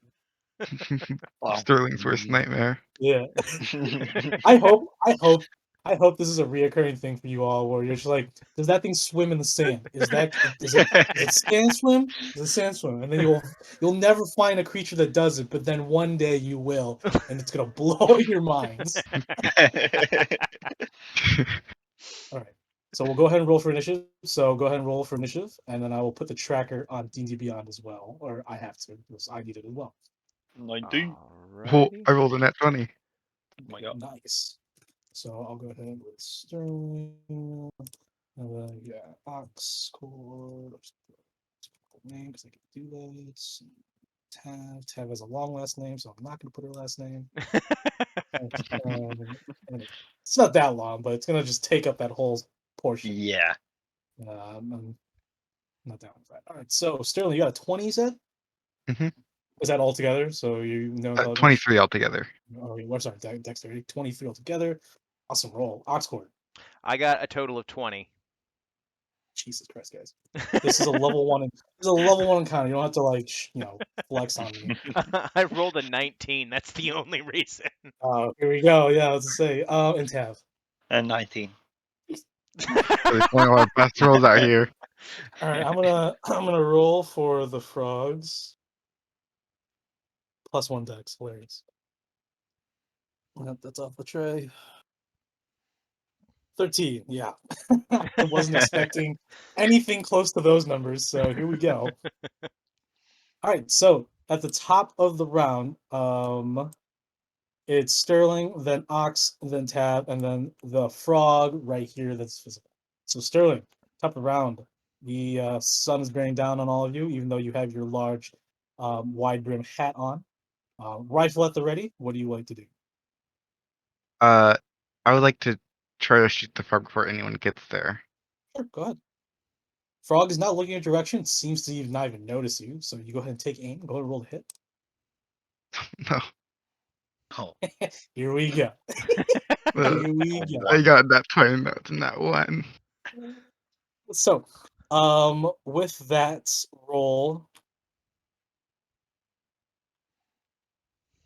I think that they actually made me make my musket misfire as well. oh wait, seriously? Oh no. Okay, I gotta look at it too with you. Love it, dude. I fucking love it. All right. What is your misfire? Your misfire is a 2. No, you need to roll 2 or less. Okay, Yeah, so you're good. that +5 is fine. Yeah. Luckily. Oh wait, is that the die roll? Yeah. Oh yeah, then it counts. Yeah. It's the die roll. No. Right. Okay, so that is unfortunate. As you take aim with your rifle, as soon as you pull the trigger, your eyes look down and you can see that there is just coarse sand. How does this sand get into every crevice on you and your gear? And a misfire does occur, sending a miniature shockwave from your face, an explosion. As both Ox and Tav, as you look over, feeling confident, you see this weird spear that Sterling's pointing at this frog, and you're expecting something wild, but you weren't expecting something this wild. All right. So, jeez, I love it. This is D&D. All right, so weapon fired the mishap. Weapon cannot be used again until you spend an action to try and repair it. To repair them, okay. So, but you do suffer. No, you don't suffer a damage because that's a roll of a 1. I think a 1 is when you actually suffer damage. Let me see. Creatures who use firearm without explosive on a hit. I think that's it. Yeah, I think you're good. It just misfires. So you don't get damage. Your rifle just misfires. A flume of smoke and gunpowder just gets burnt and wasted. And the musket falls off at the end of the rifle. And that is your action. Do you have any bonus actions, Sterling? I don't believe I do. Sorry, man. You Sucks. you have second wind, but you don't need it right now. So you do have a bonus action, which is to heal yourself 1d10 plus 1, but you don't need it. So, if that is it from Sterling, thank you, but also sorry, buddy. Um, that's rifles. That's the Exandria rifles. We'll go ahead and move on to Oxford. All right. So, uh, By the way, the frog does turn its head at that little poof of explosion in front of Sterling, who sh- slowly lowers his rifle. so that was unexpected, but I'm gonna try to get into position so that on my next turn, I can do that running jump over there. So, uh, Probably here would be best, like either this square or this square to get 10 feet, because you do need 10 feet of movement to run. all right. So Do the I'm gonna run. go here then, Sure. Awesome. and then I guess I'm Still have an gonna. action, still have a bonus action. Yeah, I'm not gonna. Anything I do with my bonus action will disappear at the end of this turn if I do it. So, Don't worry, Jordan. I will hold my action. Okay, so you're good. You're good. All right. As you sit there with your great action ready, the frog just expands its lower throat and just looks at all of you. All right. I love it. Taff, go ahead. Ja, nu ska vi se. Let's see. I'll move over here. Then I will inspire Ox. Hey. He gets a 1d6. And I don't think I'm in range for that. Nope, I'm good. Well, nothing else. No bonus actions. Wait, that was your bonus Mm, action, right? It's only that was my bonus action, and Sure. I don't want to use Right. my spell slots. Right. No, I get that. So Oxford, you have a bardic inspiration. It's D6, correct, Tav?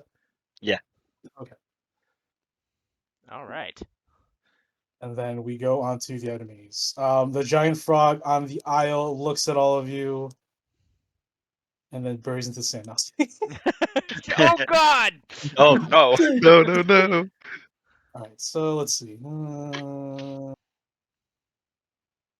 Okay, it's gonna go ahead,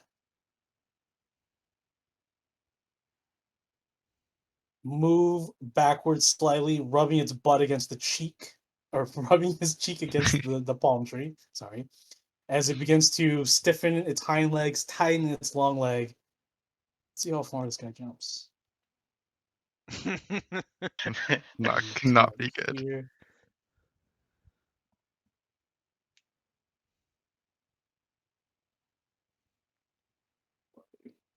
No, I don't need to know how much a horse costs. I don't need that anymore. Uh, it's actually it's going to go ahead and move right here. It's going to run 10 feet and it's going to jump 20 feet right in front of both Tav and Oxford. Boosh, as the ribbit, like from the anime of Naruto, it just the amount of pressure its hind legs it's forcing on the ground to give it leverage, and it just extends its full body. You see this tan khaki uh colored frog with orange stripes on its back glide up above you and then land with a sounding crunch as the sand beneath it does sort of harden from the sudden impact and weight that's just been applied to its vicinity. And sand gets thrown in both your faces, Tav and Ox. You both can hide it for block it for a moment, but for just the aesthetic, it is now in front of you and it looks at all of you, and it's going to go ahead and bite down on Ox because he's the biggest one there. Oof. Oh god. All right. So it's going to go ahead and bite, and I believe your AC is 15, Ox. My AC is actually a 14. 14. Still pretty good. As the giant frog, you have your axe at the ready to like kick it back, push it back with your axe, and And it's so fast. This frog is crazy. And within a second, its mouth is already completely enveloping your upper body, and it bites down and hits you. Ow! For jeez. Okay, and that is 1d6. Wait. For 4 points of piercing damage. And Owie. you are considered grappled as its entire gummy, sort of sharp, serrated mouth and I guess teeth clamps down on your basically upper body as you're just like um on your turn you're gonna have to figure out a way to escape, which is going to be a grapple check, which is a strength or athletics check. But right now you are grappled and considered restrained, but it means that the frog can't bite anyone else. Great! This is great. Tav, as you see this frog bite down and pretty much almost eaten half of Cord, he's still on his legs, but that definitely doesn't look good. Behind you, Oh God, over this is No. here, going great. there is a large ripple of water from this area of the pool. And suddenly, bursting from the water, as Sterling is about to take out his tinker's tools to repair his rifle, he sees it first as the second frog emerges from the lake or the oasis, and he's going to swim and move and jump right here. He's going to bite on Tav. Oh God, What is your AC, Tav? 13. 13. Okay. This is not looking good. It's only getting as worse. as Tav like at the last second turns around with her rapier out. I can only assume Tav's face is full of dread as this, Yeah. all she sees is this opening maw clamps down onto Tav. No, no, no, no, no, no, no. You take 3 points of piercing damage, thank God. Oh boy. And you are also grappled and considered restrained. All right. Oh God. So Sterling, it is top of the order. You're gonna Uh, have you're gonna have to do, spend your action to repair your do I rifle, but have to spend it? you have well to you don't have to spend it. I'm just saying like it takes an action to repair your rifle. Okay. But you can do Um, whatever you want. That's just your Instead of choice. repairing it, I want to run up to this frog right here, and then I want to use like the back of The my butt, handle yeah. of the musket and swing at its head. Sure, yeah, go ahead. Go ahead and make a an attack roll with the rifle. Actually no. Go ahead and make a because you're doing an improvised attack. So just roll a d20 plus All your right. strength modifier. Yeah, so just roll d20 then add 2 because that's your strength modifier.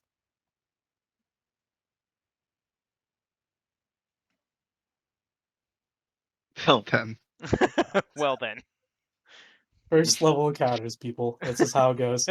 All right. So as you run up, knowing that it's going to take too much time to repair a rifle, and your friends, your companions, people you just met, your allies, probably going to die before that. You charge forward, surging forward. You bring the butt of your rifle and you smack it to the side of the frog. It feels somewhat like a jelly. Like you make impact, ripples of its flesh, its moist, somewhat moist flesh, ripples around its body, and the frog turns to you with like the half of cord, and it just doesn't. It appears to have not done anything to this frog, and now just merely gauges its new next victim upon you. That Uh, was your action. That was some of your movement. That was like what? Let me just see how many movements you probably like right here. Oh, that was like the majority of your movements. You do have 5 feet left if you want to move out of its way. It cannot attack you because it has a creature in its mouth, and its only attack is to bite. I'll back up a little bit. Okay, yeah, you back up slightly. All right. Is there anything else, Sterling, that you want to do? That you No, can that's do? all. All right. Oxcord, you only have one option right now is to break free from this creature. Actually, not only am I going Or to break free, I'm also going to use my bonus action to enter a rage. there you go. You can hear, at least for Sterling, you can just hear the muffled sounds of Ox just getting very, very angry. All right, so you are now raged. Cool. I, I did not consent! And I believe rage gives me advantage on strength checks and Hmm. saving throws. Correct. I don't know, since I already have my axe in my hand, can I try to use that to leverage it and possibly hurt it while unchucking myself from this thing's throat, or should I just do a normal strength save? Unfortunately, your priority is to get out, so you can actually swing the axe with more momentum. It makes more sense to damage it completely with the axe. Gotcha. So So go ahead and make it's that check. all right. So we're gonna It's gonna be do athletics. strength, Yeah. and I'm glad I Right. have advantage. It was Oh yeah. 5. Oh god. Yeah. All right, There you go. 14. Heck yeah. Unfortunately, no, I was kidding. You do break free. As Let's roll you for that. as you cut the sides of its mouth with your axe, breaking free, and then eventually you use your leg, and from its belly you push yourself out forcefully, breaking free. All right, you do have your action. Oh no, sorry, that That was was my your action, action. yeah. I got excited. So you're no longer grappled and restrained, so that's great. You do have movement though, but I will say it will take an attack of opportunity on you Oh yeah, if you yeah. do want to move away. No, I'm gonna stand right here. I'm gonna stare it down and be like, "You picked the wrong guy." Yeah. Tav's just like, all right. That is it for Oxcord. Tab, you also have. Well, it is your turn, but you also have only one thing to do Alright. for Strength breakthrough. save and throw. No, it's just an athletics check. Athletics, okay. I +0. Right. I So was that saying is. strength, athletics. Yeah. Oh. There you go. There you go. Is that nat 20? Yay! It's a nat 20. I will say with That's that it. nat. I'll say with that nat 20 that you do manage to do 1 point of damage on the giant rapier. As when you pull out your rapier, sort of hums this sort of interesting and unfamiliar frequency. And as you pull out your entire body, somehow with the strength to pull yourself out from the grip of this giant frog, it does cut it on the way out, even though you weren't in control. Nice. All right, Good awesome. job, Lloyd. All right, that was your action. You can choose to move away, but it will probably take an attack of opportunity. I What's will not your do that. I'm gonna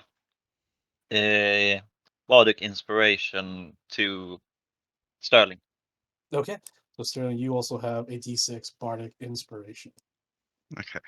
As Tav is probably playing one of her instruments, rooting you on, covered in slime and a little bit of blood. It's not her blood. Maybe it is.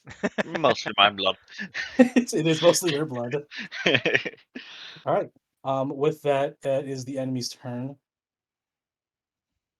And the giant frogs will now officially sand surf. No, okay, so let's see what we got. It's going to go ahead as both frogs see Ox still wailing and yelling. He is raging right now. Both are sort of concerned with this creature that's yelling a lot. Plus, it's the bigger of all the three. So, at least in muscle muscle mass. So this frog right here, I need to take away this ninja hiding. It's not hiding. He's going to go ahead and this time he's going to swallow, attempt to swallow Oxcore. So I need to make an attack first. And as the large frog bears down on you, Ox, you don't really see it at first. If you're raging, it dives its sort of conserved neck down at you, but you just swing it with the back of your great axe because you're just raging. You're like, "Ah," and it just misses. All right. The other frog, seeing this, is going to go also and try to swallow Oxcord. Because he is just raging. God damn, come on, stand the and this one also attempts to bite down, and it does, but you raging Oxcord, you manage to just instinctively get your great axe in its way and just push it away. Both of them have missed their attempt to consume Oxcord. With that, they're both going to go ahead. Well, actually, no. With this one failing, this one's going to go ahead and disengage, but not disengage. He's going to run or jump this way. Tav and Ox, you both have the chance to make attack of opportunities on this frog. Oh, I'm gonna Yep. smash it. Okay, we'll go with Ox Stab it. first, and then Tav will go ahead with you. But first, go ahead, Ox, make an attack roll. All right. It's gonna go right here. 23. Oh yeah, that hits for sure. As you just cleave into its back hind leg, the left one. And my 1 die 12 plus, it's going to say +3, but I've got +5 because I'm raging. Heck yeah. Thank goodness. So, Oh, nice. so that is a total of 8. Heck yeah.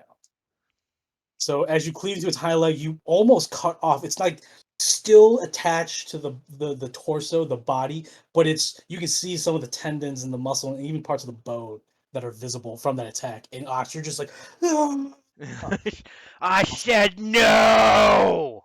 So in combats as well, before we get to you, Tav, doing your attack of opportunity, I do use a system to help gauge how damaged creatures are because you obviously don't know how much HP they have for the most part. So what I do is if they've been hit once and caused at least 1 point of damage on an enemy, I use the term bloodied. No, they just got hit. If they're half HP or below, I will tell you that they are bloodied. And then if they're below 1/4 of their overall health, I will tell you that they are beat. That helps you plan out attacks like, oh, that thing's already bloodied. Cool. That thing needs to die first. Or that thing's beaten. It's below 1/4 of its health. Great. Then we know that's weakened. We can move to something else. So that's what I normally do. It's an old school uh, way of terminal or explaining things to your friendlies of like this one's damaged more than just saying, oh, it has like 12 HP left. But I want to be immersive. So right now with what was that eight damage you did on that? Yep. 8 points of damage. Unfortunately, it's not bloodied yet, but you Mm. did do a lot of damage to just reveal such viscera. And go ahead, Tav. Yeah, I got an 11. 11. What's that hit? 11. As the frog, it took like the impact from Ox's axe sort of moved it closer to you as it was mid jump, and your rapier manages to hit it. So go ahead and roll for damage. Oh. 8. 8 points of damage. Holy cow. Yeah. I will tell you right now, as you poke it, you actually probably poke the same spot, and that like left hind leg falls off, and it's now leaning No. on its one side, and it's gonna have no way of jumping anymore. But I will also let you all know that it looks bloody, almost beaten to that point. Wow, that was great. Great round. Teamwork. Great attack. Yeah, great reactions. Great reactions. All right, with that one pretty much close to death, I'll go ahead and put the half art to tell you that it is bloodied. This one's going to stay put, and we're going to go ahead top of the order, Sterling. That one's running away, right? I'm This gonna one try to ran away. I'm gonna try to repair my musket. All right, perfect. Go ahead. Yeah, so you spend an action doing that. Is there any test? You need to make a Tinker's proficiency test. Flip throws that. So you need to repair it. So you need to repair fire. You must make a successful Tinker's tool. So it's your DC. The DC equals 8 plus misfire score. So your misfire score was a 6. Oh no, is a 2. So you need a DC of 10. Tinker's tools. I would assume is intelligence. Okay, so it's an So intelligence roll. yeah, it's your intelligence bonus. It's Yeah. just a So straight D20. okay, you need to beat a 10. So that's pretty fair. All right, that beats. Nice. Uh, Awesome. Yeah, you rolled 15. 15. And Perfect. then I'm just gonna take a few steps back, like over here. Sure, go ahead. It did already use its reaction. Oh, we're actually at the top of the order, so it's actually going to attack you. This Oh, frog. He was already outside of 5 feet. I don't know if it can. Oh, that's right. You were right here. Okay, yeah, my bad. The map was lying to me. So yeah, you are correct. So you're good. So you're quickly fix your firearm, and the frog just looks at you real quickly as you're just running away. All right, cool, awesome. Your firearm's back and ready for its next volley on your next turn. Is there anything else that you want to do? that's all. Okay, Oxford, go Hello. ahead. I am Hello. going to take the biggest swing at this frog here. Sure. And that is a total of 14. Your And, axe cleaves into its belly. and 7 damage with my rage. Dude, 7 damage on the frog. Yeah, the axe cleaves deep into the gut of this frog, letting out a little bit of its blood. And yeah, nice. Nice. So it is damaged. Definitely not bloodied yet, but looking good. Okay. Anything else, Ox? I don't think I have a bonus action to do anything else, so I'm still attacking, so my rage continues. That's all.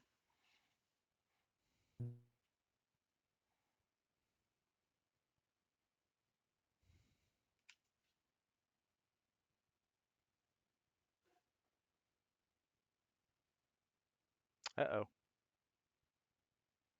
Wait, what? Uh-oh. It looks like it looks like we got a frozen DM.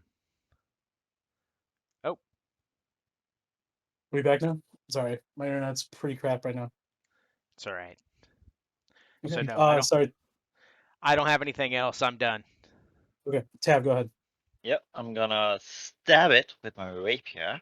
All right, cool. A 19. 19 definitely hits. That hits, and that's 5 damage. 5 damage. Nice. It is definitely bloody now. And for Ox, even through your rage, you're like, how is a rusty toothpick doing a lot of damage? And even Sterling, who's like loading his next round, is just like, how is this woman using a rusty rapier? Right. Awesome. The Just that frog good. leans back on its hind leg as it's like another pierce lunge by Tev. It's definitely bloodied at this point. All right. With that, anything else, Tev? No, I think that's enough. All right. With the enemies, this frog is going to go ahead and run in the. Oh, he can't run. It's at half movement now because its legs missing. It's gonna go, it's gonna go right here. Yes. And it's just you see this frog, Sterling, just like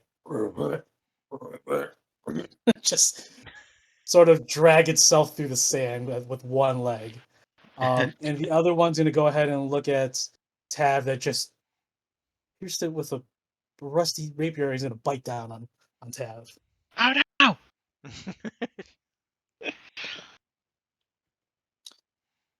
As the frog gets on its hind legs, it actually sort of hops, probably a good 5 feet up in the air, and then just buries its entire body onto you, Tav. I did roll a natural 20.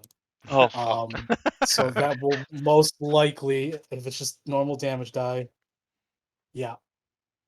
You are at 0 HP, and you are completely engulfed inside this frog. Ribbit. You still get to roll death saves, but you Yeah. are dropped to 0 HP from that critical hit by the giant frog. All right, that ends the enemy's turn as now the frog looks over at Ox. And Sterling, it's your turn. Can I shoot this one now? Sorry. Of course. Of course. Alright, What is the minimum range on the rifle, real quick? let me check. Because unfortunately, if you fire, 120 to 480, you need to be pretty far because if you fire too close. Wait, how far is it away? It is within 5 feet of you. You are going to suffer disadvantage because you're firing at close range. I want to back up a little bit. Then how Sure. much did I Go. want? You just need to be beyond 5 feet from this creature. I'm like back up to here. Perfect. Yeah, you definitely skedaddle and then you take aim. Go ahead. Oh, I'm sorry, Tav. It's fine. Everything's fine. Everything's be okay. It's fine. It's a 10. It's fine. All right, what did you roll to hit? Sorry. 10. 10. Oh. All right. As you fire, maybe the unevenness of the ground because it's sand and you are a pretty heavy warforged, your aim just a little off. Like I said, maybe where is the sand getting into your gear? How is it getting into to everything that There's you just are too and much have? sand here. This coarse sand is terrible, and unfortunately, the shot goes wide and misses. You do have bardic inspiration, though. I will say, I will remind you. Can I use If Bardic Inspiration after I rolled? oh, that's right. I think you need to declare if you want It's to use Bardic Inspiration. it's after you roll, but before you know the outcome. Okay. So unfortunately, but yeah, just to remind you, you do have Bardic Inspiration still, so Alright, that I'll lasts use for a little that. bit. Yeah, for sure. All right. Anything else? No bonus actions, I assume, because Yeah. not really useful right now. All right. Oxcord, your turn. You just ate my friend! And axe. Yeah. All right. I am going to take that and come on, damage. Oh, damn it. 7 damage. This frog, as you cut deep into its stomach, its life and its eyes begins to leave. This frog is at your mercy. How do you want to end this creature? so so considering the fact that it just ate my friend, I literally just like as I swing, I pull the axe back and rip down the back so that it opens up so that it reveals my possibly dying friend inside so that they might receive help. Heck yeah. Heck yeah. Yeah, and as the frog just basically gets inverted and split open, Tav's so far lifeless body, still barely breathing, pours out with the innards, with the guts, and just sprawls out in front of you. Okay. You do have movement. You do have bonus action. All right. So I don't know how it works. I think it's an actual action if I was going to try to help stabilize, or would that be a bonus? I don't know. So, like I said in session 0, if you have health potions or healing balms, you can use a bonus action to give it to someone else along with using it on yourself. Unfortunately, We do you not will have We, those. we do not really have those. should have bought the wheeling items. I will say, let me see real quick.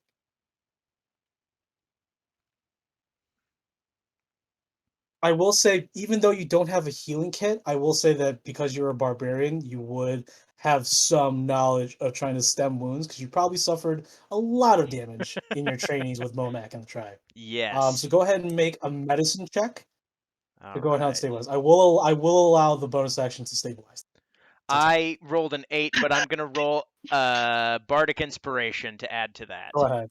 There you Come go. on. Yes. Ah, 8 yeah. plus 5. You notice that a lot of the bite wounds are around her waist, going up to her chest, where her shirt has been relatively undone. You close it up, but you do manage to use some of her shirt to wrap around and to stem and staunch the bleeding from that. With that tab, you do not have to roll for death saves. You are just at 0 at the start of your turn. Unfortunately, you are unconscious. Yeah, about Okay, that. but you are alive. Woo! So with Tab being skipped because she's technically down, is the enemy's turn, and of course the frog is to continue to drag itself towards Sterling because there's nowhere for it to go. It can no longer flee. It will just have to do what it can. And then Sterling, it is your turn.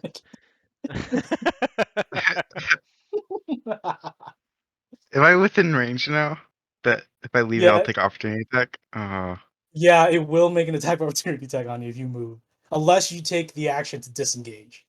Which makes sense because I don't know, I'm just gonna help you out. It makes sense because you can't shoot it anyways unless you move, but you don't want to take damage from it. But it's up to you if you want to waste that action because you could just move and Uh, take it, see if it does hit you. I think I'm just gonna take the brunt of the hit and just Cool. run. Okay, go ahead and move, and I'll go ahead and make an attack Is of that opportunity there? from the front. Right. Oh my gosh. Nope. As it tries to chomp down you, it misses. So go ahead. My attack. Go ahead and just roll your bar inspiration. Might as well. Oh yeah, You might. and Bardic Expression. Yeah, just add that d6. D6. And then 4 plus. What did I get for my? Yeah, heck yeah. Funny, I think. Go ahead and roll damage as the bullet. Actually, yeah, go ahead and roll damage. 6. Sterling, How do you end this creature's life? Um, I just kind of want the explosion to just blow it up completely when I hit it. Sure, yeah. Awesome. As you take aim, finally gain the opportunity to unleash your skill set, your go-to, what you're good at doing. You fire. The bullet leaves the end of its barrel, penetrates right in between the eyes of this frog, and it explodes the head as it drops down and slumps over onto one of the nearby palm trees. All right. Ox, you can look around real quick, and I'll go ahead and use your passive perception along with Sterling's. There doesn't seem to be any other enemies, no movements in the water besides maybe a fish or two. Nothing that would be large enough to consider a giant frog again. Everything seems everything seems kosher at this point. But you do have a unconscious tab Sari. Okay, so there is a camp over there. I don't have anything that can heal, but I am going to go over there and see if I can't find some healing supplies or maybe some balms or something. Go ahead and make an investigation check. Sterling, what are you doing? And I'll walk up to her body and then do a medicine check to try to stabilize her. She is already stabilized. She's all good. Oh, she's already stabilized? You said Hmm. investigation? Yeah, investigation. You do see Ox making his way towards the broken, destroyed camp of probably what was the Ducian's Explorer. Can I And go he's with looking Ox through all and the give him a bodies. help action? Sure, go ahead. Yeah, so Ox, go ahead and roll twice and take the Oh, highest. You get advantage. alrighty. Since it's a straight roll. All right, well, so 18 was the highest. Heck yeah. So, with the help of Sterling, you both peruse through the broken wreckage of this campsite, and luckily enough, you find one healer's kit, two healing potions. Oh, sorry, one healer's kit and forgot the and two potions of regular healing. All right. One healer's So, kit and mhm, 2 healing potions. All right, I'm going to go back over there and give one of the healing potions to our downed friend here, Tav. Drink it! so Oh. you or Tav can go ahead and roll. So a normal healing potion is 2d4 plus 4. Or sorry, 2d4 plus 2. 2d4. 2 plus, what did you say? 2. 2. So So 4. 4. Yay! Yay. Awesome. Oh my god! That was horrible. Oh god. Thank you for saving me from that frog. That's fine. That's what friends do. Yeah, I can go for that hug now.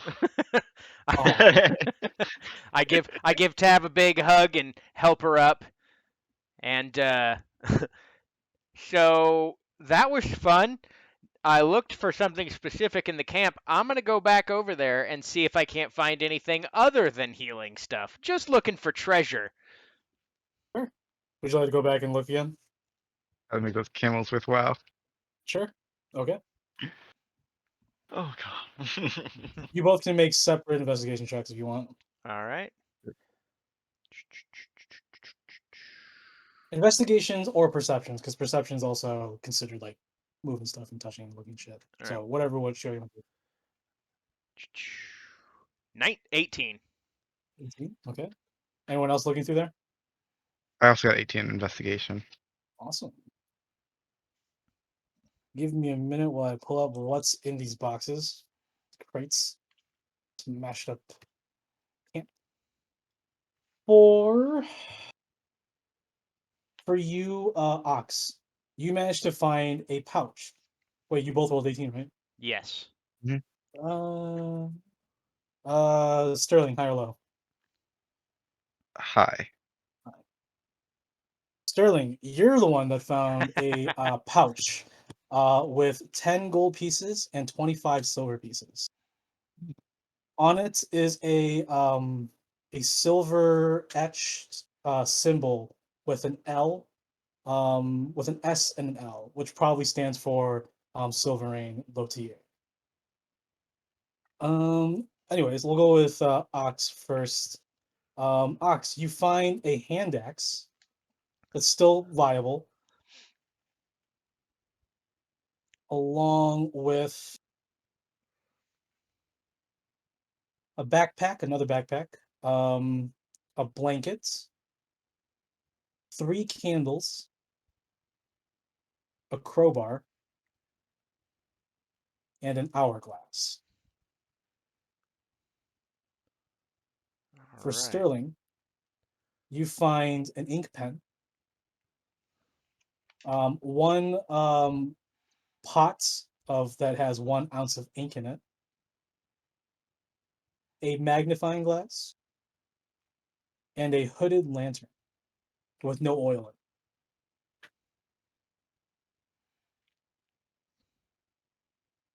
Oh, and a shovel.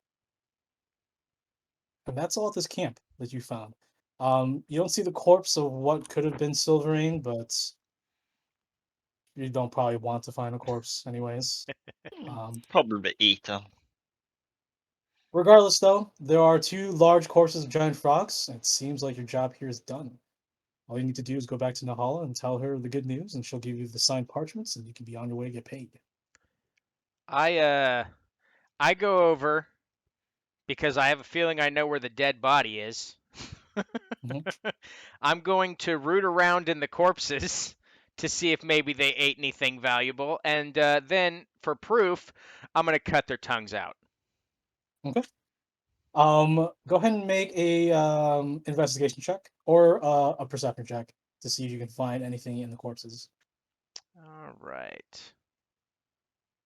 Tab, did you want to do anything in the meanwhile? Sterling as well. No, I'm just sitting down and taking Right. it Camels, easy. the camels cost 5 gold, Yelling right? encouragements to the other ones. What was that, You Sterling? can do it. The camels cost 5 gold, right? Camels. Yeah, Yeah, the camels. if we can get them back on time. Um. Oh yeah, the camels cost 5 gold. Yeah, for sure. They Yeah. cost 5 gold. Tab You bought make them, right? Or rented them. Yeah. yeah. I was gonna, I'll pay you back for them because Yay. Thank you, Sterling.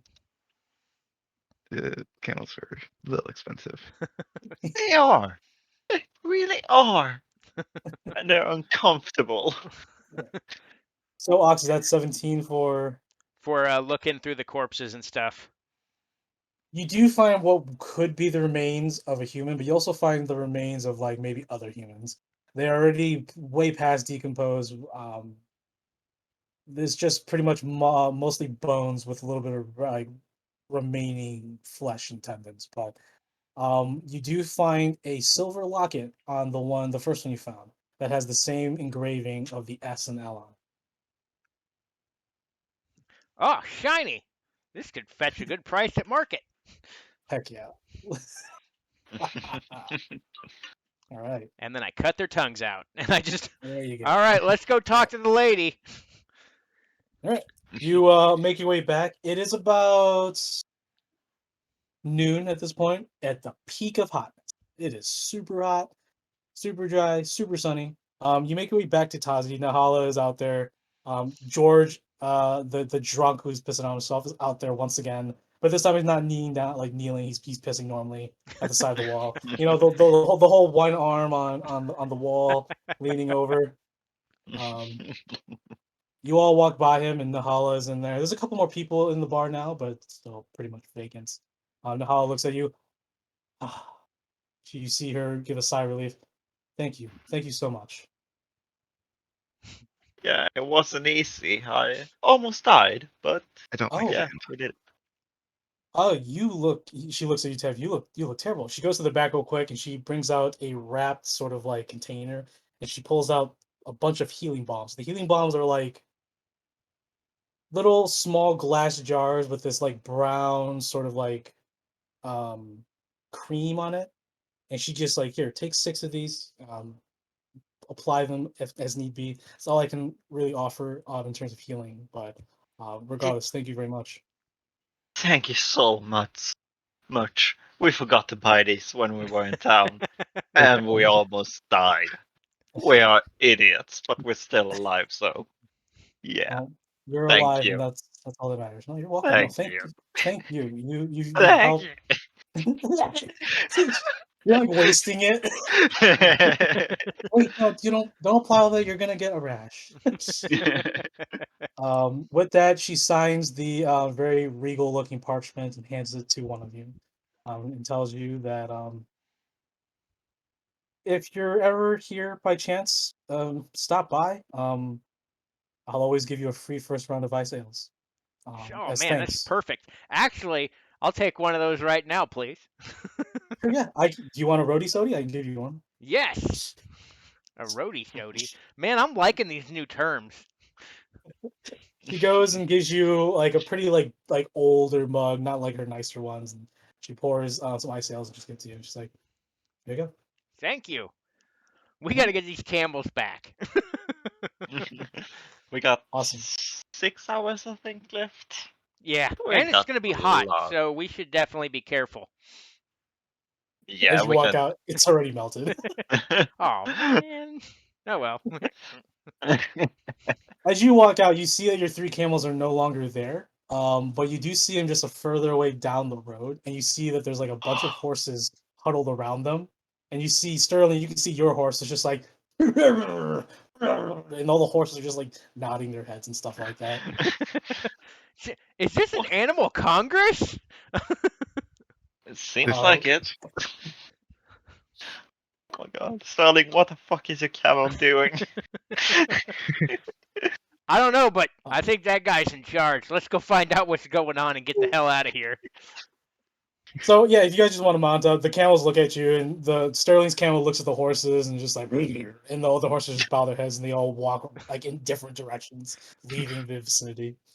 All right, so you guys get back on your camels and make your way back to Macerna. Yep.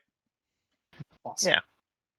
Cool. Do you guys want to go straight to the fortune hall, or do you want to go somewhere on before? Obviously, but besides returning the camels. Make those camels get back. Sure. I want to talk to the goblin. Sure. As you're returning the camels, the goblins there looking at you on the fence. You look like shit.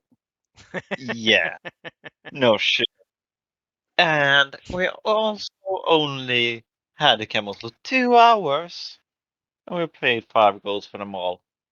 Can you give me back like He flicks you 3 coins. 1 gold? Like he flicks you back 3 coins, gold Oh, pieces. Like, thank fuck. you so much. Thank you. No problem. Fuck off. Okay. And I walk away. I'm Just not sure continues what to that so was casual. about, but whatever. I will never ride on a camel without a saddle again. All right. Well.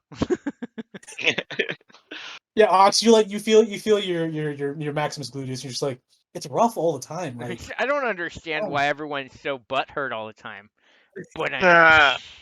The ogre's just like But in the back with his axes. Dun-dun.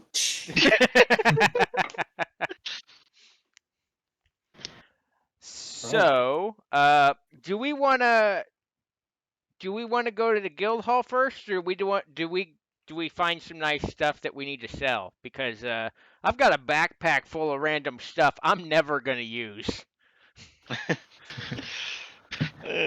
let's go to the guild hall and get our 7 silver or whatever it was. I think it was 8 silver, but I think we should bargain for more based on expediency. Oh, 8 silver. Yeah, we can try that. I don't think it's gonna work, but we could try. It's not, but still. Let's go find old Jiffy. Yeah, Love it. you're Give free. me 1 second. You're free. Jeffrey. You're free. Jeff. They're in a Jeffrey. I don't know. I'll figure something clever. It's gonna happen. It has to I'll happen. be there in a you're free. Yeah, I'll be never in a Jeffrey. It just works. Put it on a shirt. All right. Merch. Merch. Hey man, I'm always down for any business type of thing. I have in my main group, they actually have a Build-A-Bear company that they sort of spread around DS because that's also in the same time area and world. So they have a Build-A-Bear, but they did a Build-A-Bear themselves because they become famous, and so now people get to like build a bear them. It's fucking ridiculous. It's super dumb. It's super dumb. And one of them is an artist, so she drew what the Build-A-Bears look like. It's pretty crazy. But they're making bank. They're making bank. They've rubbed shoulders with some pretty powerful people, and they're like, yeah, of course, yeah, you owe us, right? Yeah. Well, how about you sell our Build-A-Bear? And that's just like just keeps piling on the amount of stuff that they're telling people to sell for them. Criminal organizations, governments, nations, armies, they're selling Build-A-Bears. It's it's super annoying, man. Oh my Super god. flippin' annoying. All right. As you return to the Fortune Hall, there is less people at this time of day in the lobbies where people are drinking, normally just relaxing, but there are still quite a bit of people around. You do see Jeffrey at one of the bars who's just like wiping down his section of the bar. He just like waves at both of you, or all three of you. Hello, you're free. I wave Hey, excitedly back. You're how, standing still while waving. it Hello. looks it looks like you all did pretty good. And she looks at you, Tav. How are you okay? Do you need some assistance? I can call for a cleric to come by to give you some full. It's fine, I just need a nap. We That's killed good. the frogs. That's what matters. And one of Did them ate me. Didn't expect giant frogs to be an issue, huh? I flop down both the tongues. I don't know if you need these, but they're yours now. He just looks at, slides him behind the bar. Plop plop. The bartender on the side. Are you serious? What the? Oh, thanks, Ox. You're I'll find welcome. we'll find some use for it, or I'll just probably send it to the cooks. Who knows? Just a delicacy somewhere. Yeah, definitely. We live in the poor section too, so there probably someone who's down. Anyways, do you have the parchment from Nolia? Yep. Ellie? I just hand it over. Awesome. Thank you very much. At that, he goes behind the bar, and you see him pull out a strong box, a very immaculate-looking strong box. Underneath his undershirt, he takes out a key that's slung around his neck, opens it up, and it gives you each 8 silver pieces. Well, well, congratulations on your first contract as a freelancer. I'm not gonna ask you how it feels as she looks at Tav. Feels But great. feels great. You guys want some ice ales? As he goes to the bar, starts pouring himself a shot of fire water. Yeah, why the fuck not? Sure. I'll take Or 3, do you need please. some ice?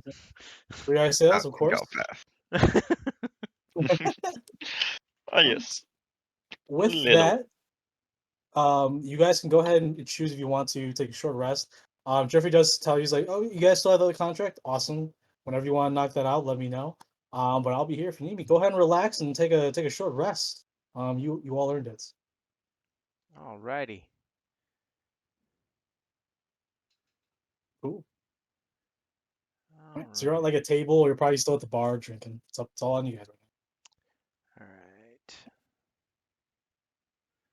Alright. Okay, I'm going to take a short rest.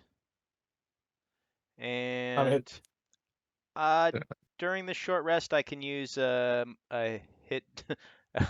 my I can use one of my dice, I guess, to. Well, I guess actually, I'm not going to try to use my hit dice for that. Might need it later for whatever reason. Yeah, Yeah. because once you use a hit die, you can only get one back every long rest. Yep. Hey, can I use one of those healing bombs? I got this Yeah. this little nick on my head here. It's like a missing flesh, just bone sticking out. Yeah, it's just a little nick. So I apply it. What's that? You said 2 die 4? It's a 1d4 divided by 2. 1d4. So at max, just a 2 if you do roll good. Okay. All right. One. Yeah. It is magical, so as you apply it over wounds and cuts, it does seal it somewhat. There is some transparency, or it's still somewhat translucent between the flesh and muscle, but it does get the job done. Sweet. All right. I got 1 health back. Perfect. Heck yeah. All right. So I need to sell some stuff. I'm not going back to that weird lady's place because it's cheap there, which means she probably doesn't pay very much. Um, do you guys know Yeah, who I should go talk to? You talk to anybody new? yeah. What was her name? Was it Jamie? I think it was kind of cute. So let's go to her. Okay. So I guess our, Uh, our relaxing after that is just going to be selling stuff at a shop. yeah. Sterling, did you want to go somewhere as well, or do you want to? I wanted to go find someone that sells daggers. I wanted to get a melee weapon. Sure, of course. Oh, You speaking of think which, oh my God. So you have not a spear, but a boomstick. And what is up with your pointy stabby thing? What's that? We don't use those where I'm from. Uh, it shoots these balls and they explode. And They you have it has powder in it, and then the ball gets shot out, and then it hits things, and those explode so it just explodes them, right? most of the time. That sounds terrible. That's awesome. Please don't shoot me. I'll try not to. Okay, so yeah, you have a fancy pointy stick. You have a boomstick. What is going on with your fancy pointy stick, and why does it do a lot? It seems to do pretty well. What kind of sword is it? It's an old sword. I have it since forever, actually. I've always had it. And it's always looked like the piece of shit. Whatever I do. But it's so bad. It looks like it's gonna break at any moment. Okay, well, if you like pointy things that look like garbage, that's up to you. I'll support your decisions in life. I hope so. Because it's mine. Jeffrey's just at the bar. All right, you three. Oh, we're still here.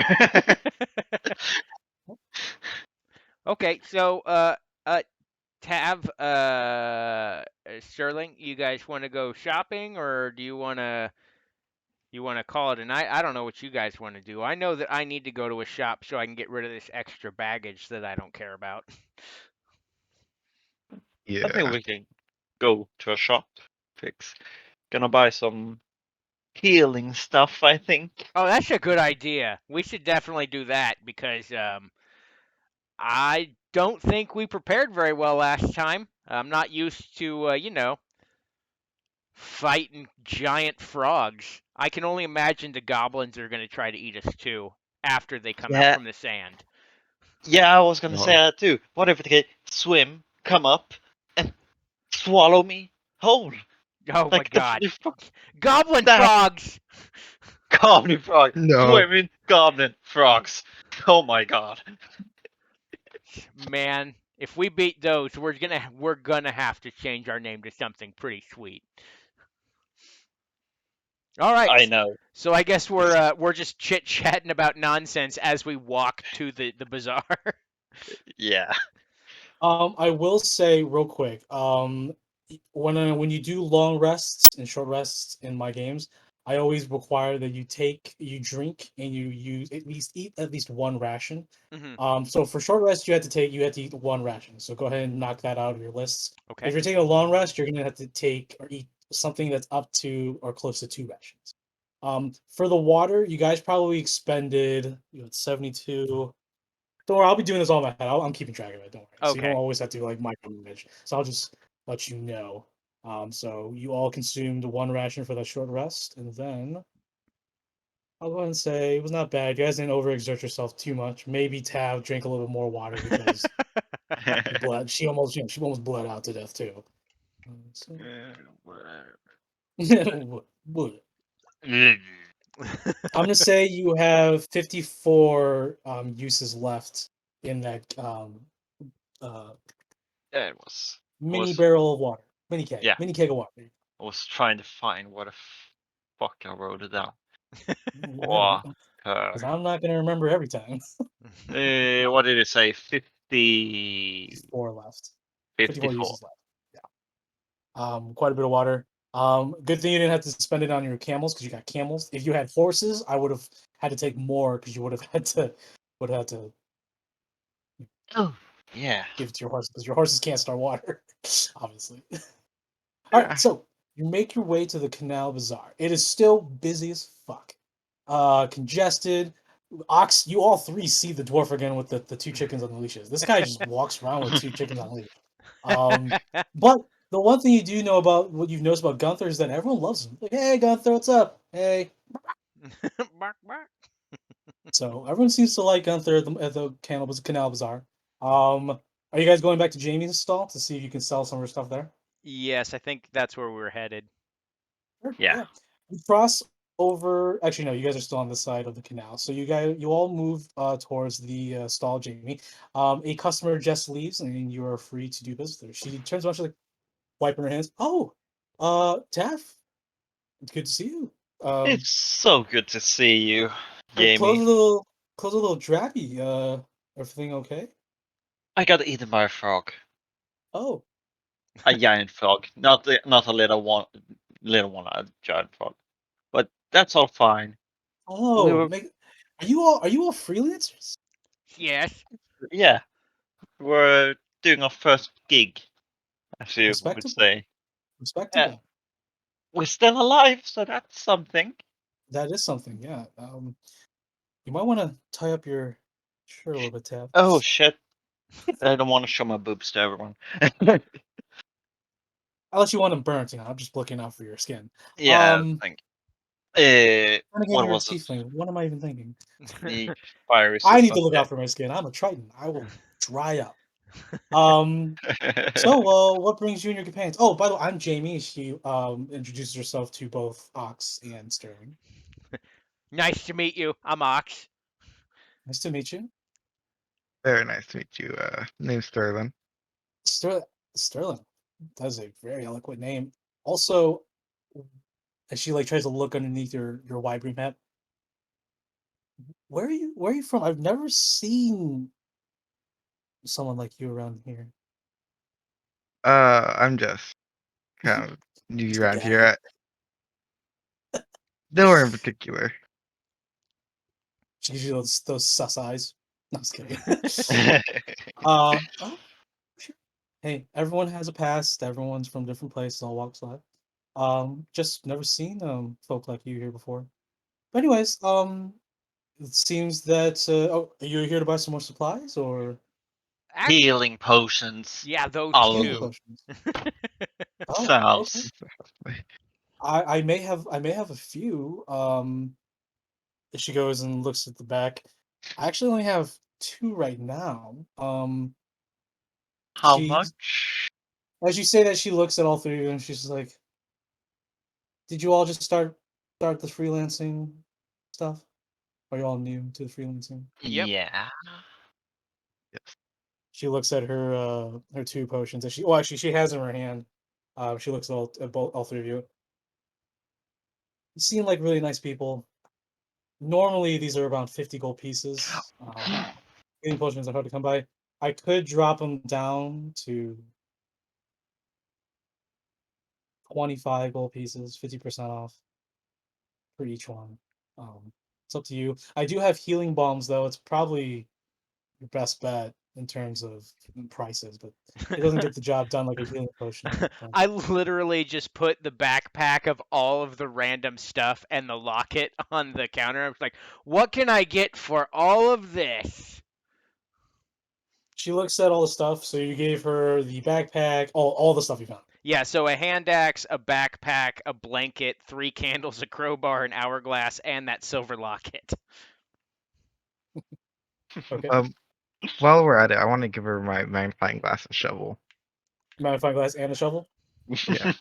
She looks at the magnifying glass. She's like, "This is in pristine condition." And maybe this is the first time you see it, but like, it's a beautiful magnifying glass that you probably would only find at like a university or like a scholarly place. obviously this silver ring was from the Principality of Ducian, from what you would know, and it's a very upcoming aristocratic nation, very affluent for the most part. And she's like, "Ah, I would love to buy this from you, but," and she looks at you, Sterling. "I'm willing to pay 50 gold for the magnifying glass." Now, I will say that you don't have to make a test, but you would know that you can easily sell that immaculate magnifying glass for 100 gold. I'll keep She's it for like, now then. "Oh, you're willing to sell it for 50 gold? Or you're gonna keep it?" Okay. I want to keep it for now. Okay. She's like, "Ah, I understand." The shovel.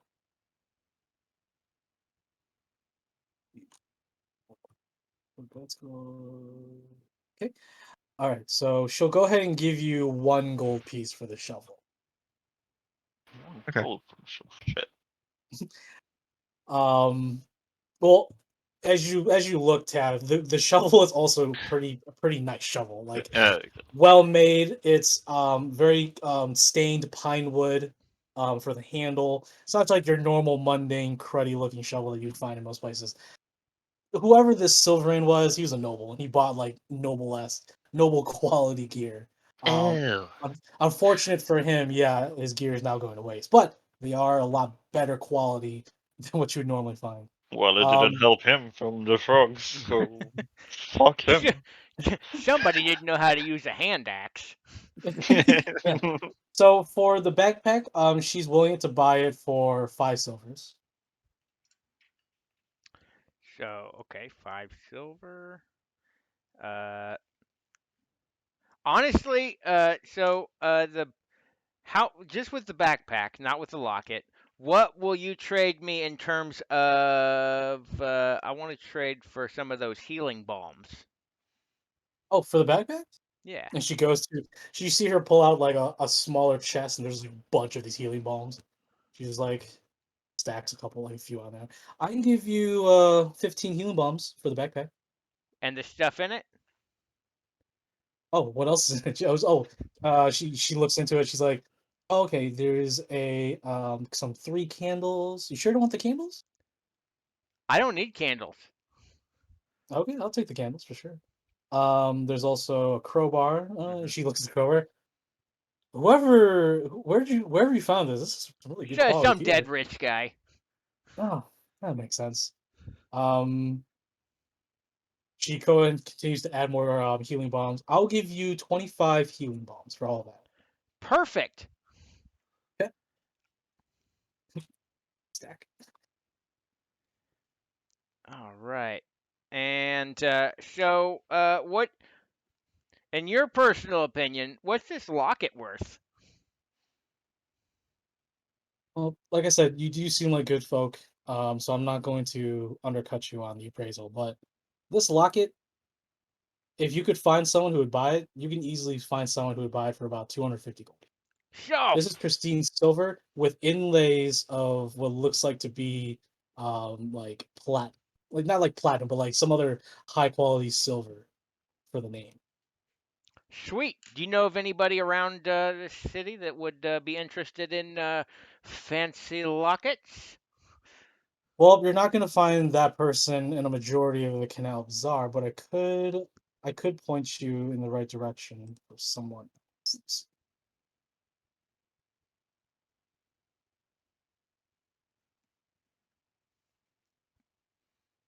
Ah, loot. Loot. Okay.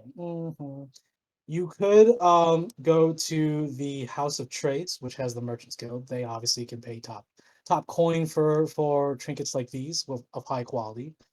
You can also try your luck at the Arson's Guild Hall as well, but you probably won't get as much as you would go to the Merchants Guild. The Merchants Guild's located at the House of Trades, Oh, okay. which is just on the other side of the canal over here. Um, Other than that, you could try your luck with you can try your luck. What's his name? You can try your luck with Mulchiad. He runs the magical item shop, the Summoning Scroll.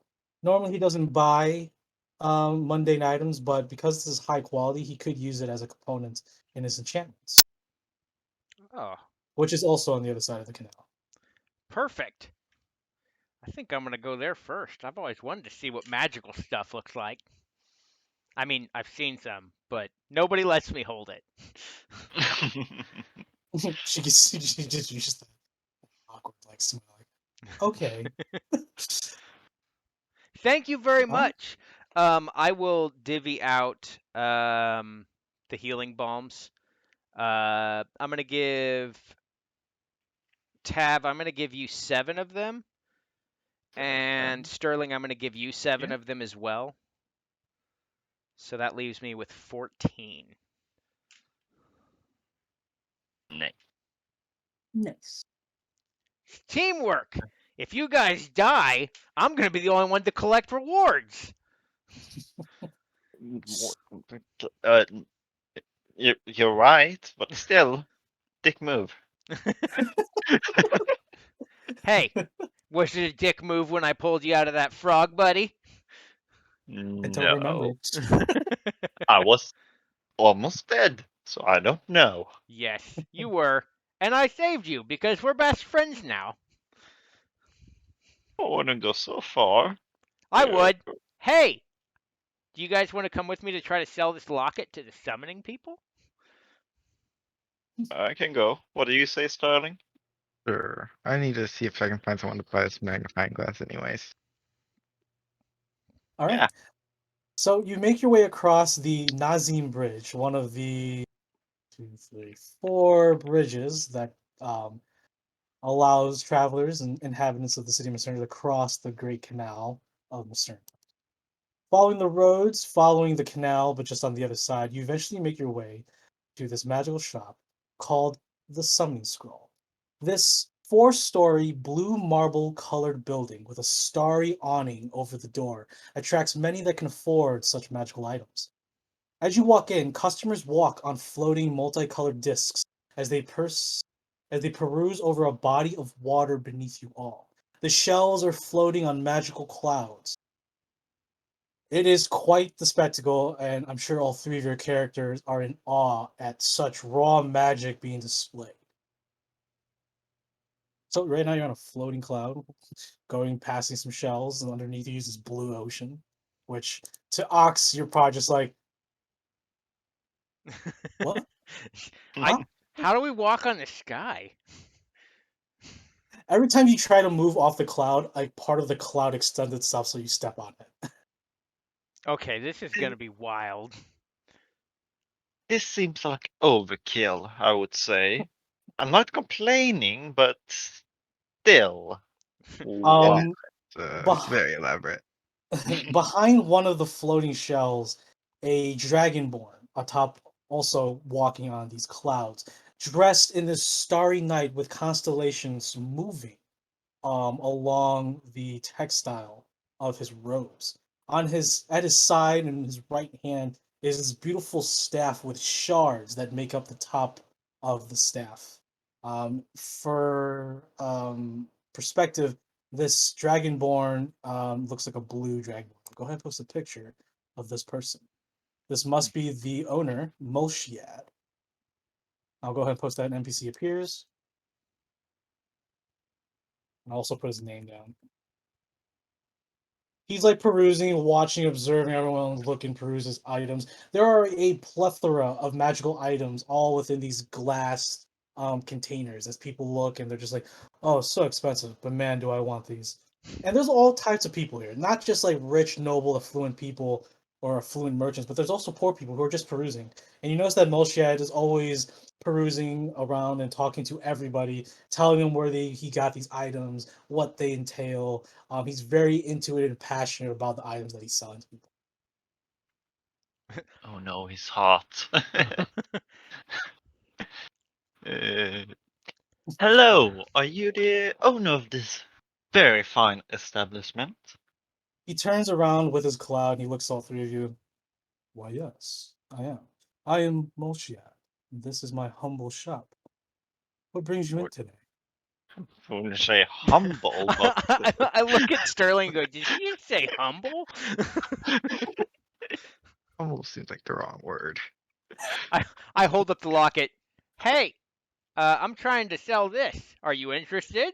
It's very beautiful, as you can see. It's master craftsmanship, and it's got a lot of color to it and He, shine. ex- he extends his hand.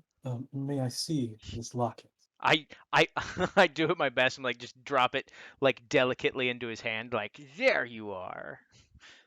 Before you even drop it onto his hand, the protruding shards atop of his staff, one of them actually flies out and becomes a little like stone paper dragon, and it swoops down and hovers right below it, the locket, and then hovers right in front of him for Molshiad to observe.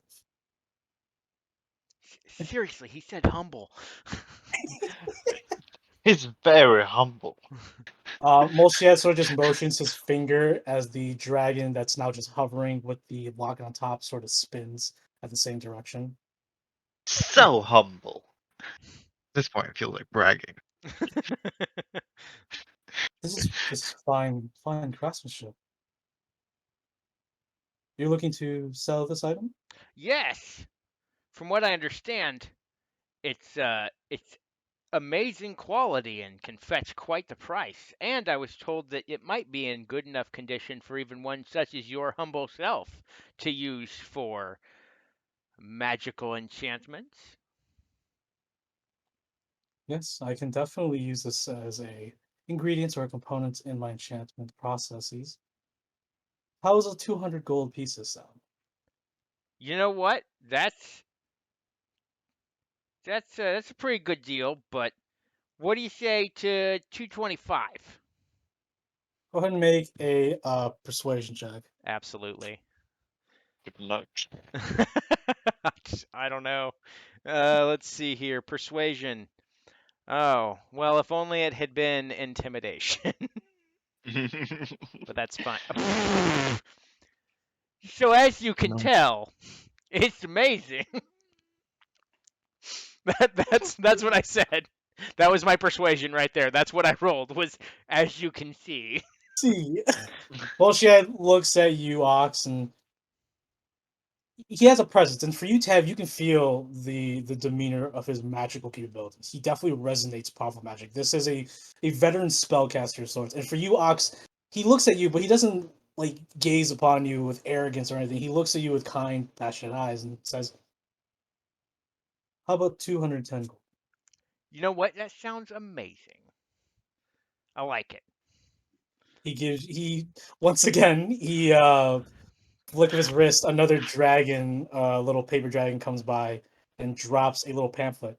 At the entrance to my store, there's a little device that you just put that piece of parchment in there, and it'll dispense the gold that is owed to you. I appreciate it. Uh, I start walking to the thing and like every single time Yeah, like she said humble. yeah. If you want to go and get your gold coin, that's fine. So you go ahead and dispense it. It looks like a little slot machine almost. You put it into the middle slot, and two little or three little images pop up of gold pieces, and then it just dispenses gold. There's no bag; it just dispenses the gold Oh, into this tray. It's a- Um, for you, Sterling, uh, I think I have a similar item that I think you would perhaps want. And then I want to bring up my magnifying glass. interesting. As he stops mid sentence. May I? As he extends his hand, but you know damn well that another little paper gold metal dragon's gonna come and take Mm-hmm. Go for Humble. it. it. Is that Humble. word? Humble. As the little metallic paper dragon goes and takes and sort of will rest below the magnified glass, so it's just on top. It hovers or floats towards Molshad. Molshad looks at it. Are you sure you're willing to sell this? Depends on how much you can give me for it. I'll give you 200 gold pieces for it. You can talk him up to 210. I guess a little on my hand, but can I do like a Arcana check on this or something? Yeah, go See ahead if and make it's an like Arcana magical. check. Sure, go ahead and make an Arcana check. It's not going to tell you if it's truly magical. Arcana check is going to just help you define like images or markings on it to help you give you a better Yeah. sense of is magical. But yeah, go ahead and make an Arcana It's just a straight D20 for me. check. And It's a 10. the thing is, from where you're from, you know what quality workmanship or craftsmanship looks like, and this is well crafted, obviously. But as you look around, there's a lot of intricate carvings and etchings on it, but to you, you're not a spellcaster. None of these really would stick out or would tell you like, hey, this thing has magic.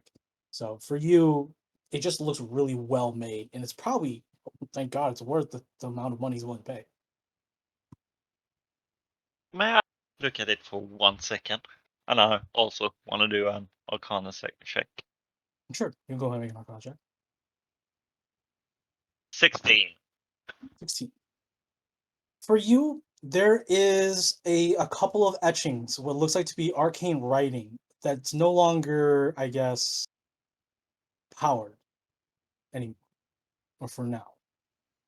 You don't know what it means exactly. You do have a somewhat idea of enchantments and the magical knowledge of some magical items, but this is beyond you. However, you do know, you can easily discern that this thing is a magical item, but currently is inert. Interesting. So Well, 200 gold sounds good, Master. As he sort of gestures to you, Sterling.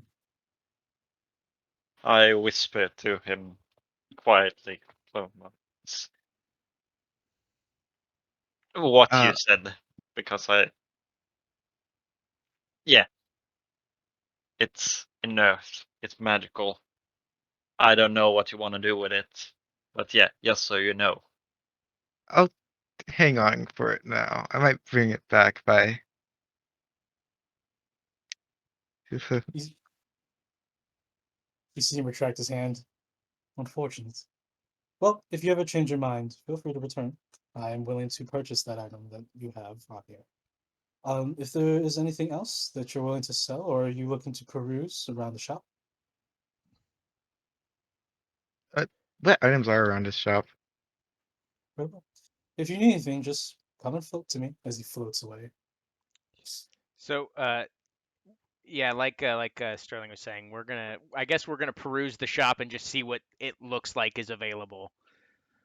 Sure. Easily, the first things you obviously all see are a bunch of healing potions on racks. That range from normal healing potions to greater healing potions, and even a couple of potions of mana.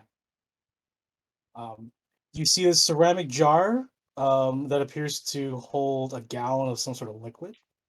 You see a few bags, satchel bags with an interesting face on it, made of fine brown khaki leather. Um, you see a couple of these gold pouches for sale. Says that they are dust of dryness, little like plaques underneath them. You find you can see a worn black umbrella. That looks and appears surprisingly sturdy. Um, you find what looks like to be a little diorama of a swamp, about the size, like probably like yay big, like a diorama of like a swampland or bog. And there's like a little tent in the middle of this bog, sort of like it was like a model was cut out from like a diorama taken out. You find some potions, varying in colors and viscosities. You find a shield, a big obsidian made shield with a gold plated shield with a black sun on the front. You find like a quiver that's sort of like next to a bookshelf or some shelves that has a bunch of these infernal looking arrows. You can spot a cloak that is just, what's that color of black that's so like black? I forgot what it's called, Vent but black, I think. Like perfect dark, basically. yeah, something like that. But there's a cloak hanging on a rack that's just straight black. Like there's no light going through it or around it. You see a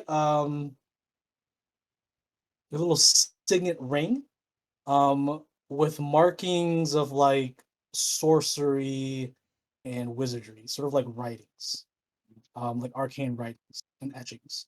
You see a very ominous and sinister looking mace hung up on the wall rack. You find a ring that's made of glass, but there's water inside, and it's constantly in motion. You see what looks like to be a handle for something, but there's nothing attached to the this pommel or handle. But there are these beautiful diamonds at the hilt and at the end of the pommel. You find a beautiful wand with a leather handle, and then it's this crystalline neck, and then near the tip is this blue rose. You find a cloth bag that shines like brass, a couple of those. You find a dark ceramic tea set that comes with a teapot and 2 matching teacups. You find a gaudy purple hat with a little white plume of feathers, and various other potions and rings. There is an upper area, but you can easily tell that that's like only like people who are invited to go up there. You can attempt to float up to the higher areas, but your cloud will only reach a certain height, and then it will lower back to the main lobby of the store or the shop. I raise my hand and try to get the store owner's attention. Sure, yeah. Molshia just hovers towards you. Excuse Yes, what? me. So I Hmm. noticed you have quite a selection, and I have questions about a couple of them.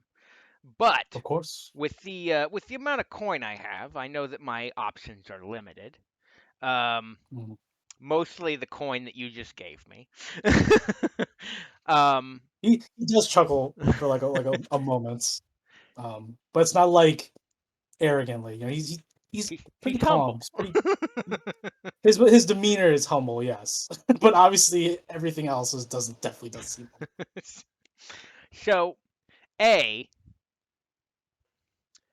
I see this diorama over here, and even if I can't afford it, I am interested in knowing about it. This swampland with a little tint in it. He goes over and he actually calls to it, and it hovers towards his hand, and he tells you, "This is called a portable swamp." And I'll just tell you what the item does. As an action, you can throw this 4-inch diameter ball of this diorama. The item says a black goo, but I like it to be a little diorama set that you just throw down. Up to 60 feet. On impact with the ground, a solid object or creature, the ball transforms to a 20-foot square swamp centered on the space. The swamp spreads around corners. The area is considered difficult terrain. The ground becomes wet, spongy, and muddy with soil composed of decayed plant material. The bog reeks and includes swamp insects. There's a 5% chance that a swarm of insects appears in an occupied space. After 10 minutes, all traces of the swamp disappear, including the smell and insects, as it reverts back to the diorama. Once used, the portable swamp can't be used again until the next dawn. Okay, that's nice.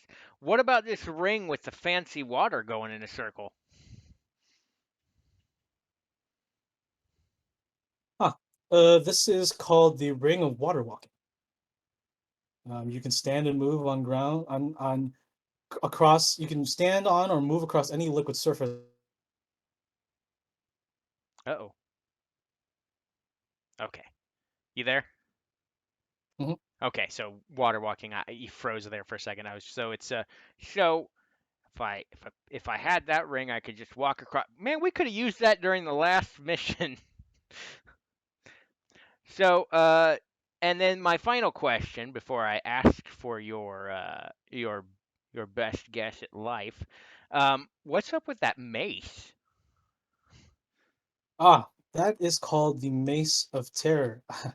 I actually took that from a defeated foe when I was a former arbitrator back in Dias.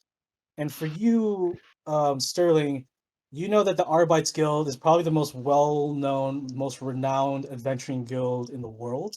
They use these things called binding contracts, where their contracts and their agreements are absolute by a very abnormal, magical binding type of school or type of magic. If this Molshed says that he's a former arbitrator, this guy's loaded. and he not only probably has the experience, he's probably all these magical items probably like acquired through his adventuring or simply bought because typical contracts for arbitrators range from 1,000 to like 10,000 gold per contract. Yeah. They get the best of the best and are considered probably among the strongest adventurers in the world. For The now, model. I he just keep want to lean humbling to me. the other two and say, yeah, say, this guy is definitely not humble. Well, considering what he can do, he's probably super humble. Man's loaded. So that's fantastic. So here's my question, and feel free to laugh me out the door. That's fine. Is I there won't do such a anything thing. here within my very limited price range that you think would be good for someone who is more combat oriented? He gives you a very sincere look. Unfortunately, no. Fair enough. Thank you for your time. Does anybody else have any questions for this guy? No. I did want to, I did want to ask about that one bag with the face on it. Oh, One bag with the faces. Those are bags of holding. oh. Okay. All right, for sure. don't That's all I was don't wondering. don't all bags hold stuff? Uh, The- but these are bags of holding. They can hold up to 500 pounds of pretty much anything. And you can even put things that normally wouldn't fit within the bag inside. There is a extra dimension inside this bag. You can theoretically put a halfling inside, and it would still appear normal. well, Halfway through the explanation, Ox's eyes just glazed over. Yeah, right. A halfling turns around and as soon as he says you can put a halfling in it, gives him like an awkward look and just says, "Fair." I have one question about the tea set. Ah, What is that? probably one of my favorite items that I've accumulated over my lifetime. This is called the Widow's Tea Set. Um, as he approaches with it, he does sort of put his hand in front. He says, "Don't get too close. A malignant spirit of a hag lives within this teapot, this tea set, and can corrupt the first cup of tea that it pours into one of the matching teacups. It's a very sinister tea set, one that I managed to acquire from a group of assassins who had ill intents. In short story, it is a very sinister teapot that can poison and kill and paralyze whoever drinks from I think we're gonna stay away from that one. it. Makes Forever. sense. I'm not going to say forever. There could be a use for it at some point in the future. Oh, there definitely is a use. I've used a couple times of interesting intrigues back in the courts of Ducient and even in the capital city of Torkon. And he begins to go on this like ramble of like a story that really none of you like. I just I put this image of this tea set in my memory so that it never gets put in front of me. All right. What else do you guys want to do? Do you guys want to peruse a little more, or do you guys want to, or where do you guys want to go next? I'm done. Yeah, I Okay. think Yeah, I I don't think think we're gonna be able to afford yeah, I think the next anything. thing that we do is probably going to be heading back out to take care of some swimming sand goblins. Uh, didn't we need to get a Before, dagger for Sterling Oh yes, yeah, I wanted to get dagger. where's or something? we gotta find a blacksmith or a weaponsmith or whatever they call them around here. We just had 3 people that did that. They didn't really have a You can title. get you can go back to the Canal Bazaar and find like a local weapons dealer or a blacksmith. There is a magical weaponsmith, but obviously probably out of your price range right now. So the Canal Bazaar is your best bet to find some mundane weapons. Sure. Sweet. You make your way back to the Canal Bazaar. I'll just go ahead and say you find somebody selling weapons. I'll just say a little child dwarf is selling swords and cutlery on the side. Hey man, you looking for some sharp things? You looking for some daggers? You looking for some hatchets? You looking for some sharp things? What do you need? I got you. Yeah, can I just get a dagger? You want 3 daggers? You want 6 daggers? You want No, throwing daggers? just You one want normal you want dagger, a please. you want a dirk? These things are longer. No, just a dagger, just a normal, ordinary dagger. All right, man, Sterling. just take. So, are you ever? What if the dagger breaks? You should always have a backup. That's why I got 2 hand axes, and why I didn't need a third. Uh, I'm just trying to conserve money. Not Oh, very oh, wealthy. you know what? Because we're besties, here I hand you 100 gold. Wow, what a Very guy! generous. What a guy. What a guy! He's gonna regret that in the future. Maybe. Yeah. For 100 gold, really, Sterling? You're gonna fuck me over for 100 gold? So are you still interested in just buying a dagger, Sterling, or do you want to buy something else? As the young dwarf boy looks at the exchange of gold, see, that's what I'm saying. Here, he pulls out a glaive from like one of the nearby barrels. Ah, man, this thing is massive. I'm talking about heavy reach, two-handed. How much is that? Uh, Oh, 25 gold. 25 gold?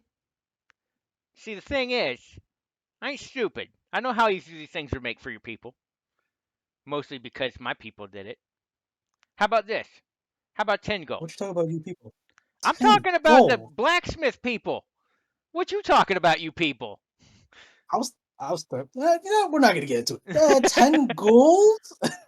Go ahead and make a persuasion check with advantage because you easily know it's not worth 25. For sure. All right. Skills. Persuasion. I probably should. I should have gone the other way. All right. I was gonna try to be nice about it. you, The kid laughs at you. 10 gold for the bat. Don't worry, man. I got it. It's 10 gold. You got me. You got me. You're not that dumb. Not that dumb. Though I don't really understand how you're surviving without a shirt in this weather, but hey, you do you. I do me. Yeah. Wait. What? What? I got a You're glaive. both. All right, yeah, you do have a glaive. I'll send the stats to you. All right. But Sterling, dagger, dagger, yeah, just a dagger. And I guess on the dagger. insistence of my friend over here, 2 daggers. That's what I'm saying. So each is going to cost you 2 gold pieces. Alright. All right, thanks, guys. As he pockets the gold, and he immediately stands up and starts walking the opposite direction. And you see him turn the corner and just dip. A human lad who looks like a blacksmith comes back. He's like, what can I sell you? You three. You need anything? We're leaving. We're leaving right now. We're just We didn't say looking anything. around. I just Okay, stand there and I'm like, uh, hey man, you just that's got a nice. robbed.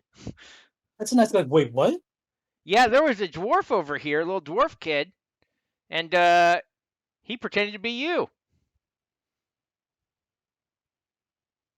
So, Where's Gunther at? His freaking nephew, and he starts like walking around. Gunther, oh, Gunther, I'm your pretty nephew good at stole from me finding again. Gunther. I just look around.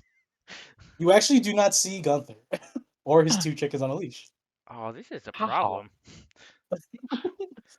As you see the young man just start walking down the street. Gunther, where's your? Well, Okay. best of luck to you. Have a wonderful day. And I just walk off. All right. It is around 5 p.m. in the afternoon. The sun doesn't set till 7 o'clock. And it's still blazing hot. So what do you guys want to do?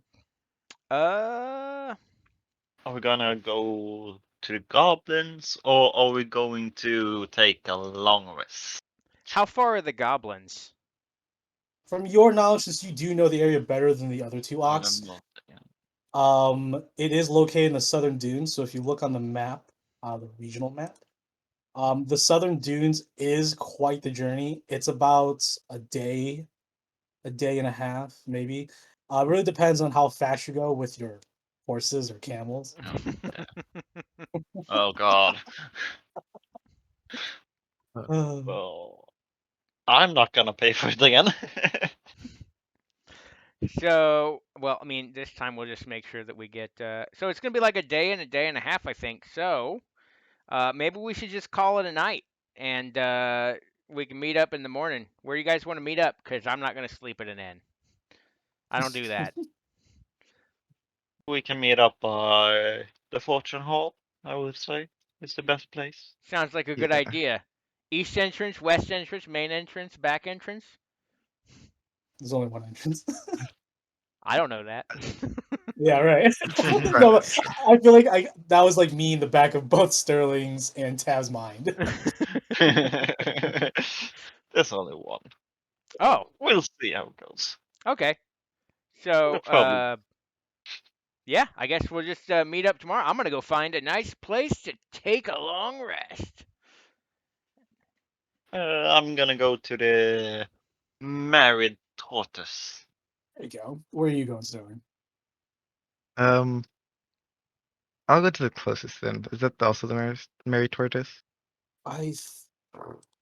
You guys are with the scroll. Technically, the closest would be the belly of the Catapulas, but you also could go to the Meritorious. They're, I guess, you guys can go to either. They're both relatively the same distance, so it's up to you. It's I'll a go to choice. the belly of the Catopleus. However you say Okay. that. Yeah. Even I still to this day, I've been playing since third edition. I can't pronounce that name. But it's a monster from D&D. Okay, so you're going to the belly, and then you're going to the Mary Tortoise. I like Okay. turtles. Awesome. All right. Where are you going, real quick, before we end things here and save for next?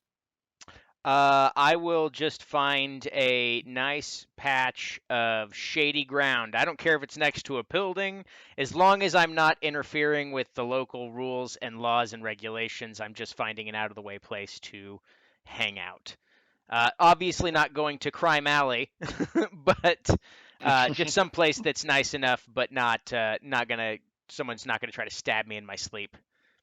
For sure. I'll send you some options, and I'll let you choose, and we'll figure it out next session. But Awesome. before we end it for today, I will want to introduce the two bartenders and owners to both Sterling and Tav, because they're assassins. No, I was kidding. And they Oh have a tea God. set. We're here. You can understand. I don't understand what's going on. Why are we being hunted? So we'll go with Sterling first. So Sterling, you would make it to the belly um a little bit quicker because you don't have to cross the bridge, and the bridges are usually congested with traffic. Um, and you would make it to the belly. You arrive at a simple three-story tavern with a massive anchor with the skull of a Catapeblius. Look it up, you know what I'm talking about. Makes up the door frame in the tavern. Within are booths and a central bar, so a circular or a square bar in the shape of a square. I'm always correct. Foresight. The employees all wear a cartoony little catapultless mask, and once you see the face of a catapultless, it's a lot funnier. At the bar is a half elf man. Um, I'll go ahead and post a Oh my picture. His God. name is Dahir. I'll post it in NPC appears. He welcomes you over. Haven't seen a warforged in these parts for a very long time. Looking to find a room? Yeah, just a place to spend the night. Okay. It will be 5 silvers per night, so 5 silvers for the night. All And it right. does come with complimentary breakfast, but I know that you four forges do not have to eat. All right. He gives you a silver key, and he tells you you're on the very top floor. Um, he says if you need to get the sand out of your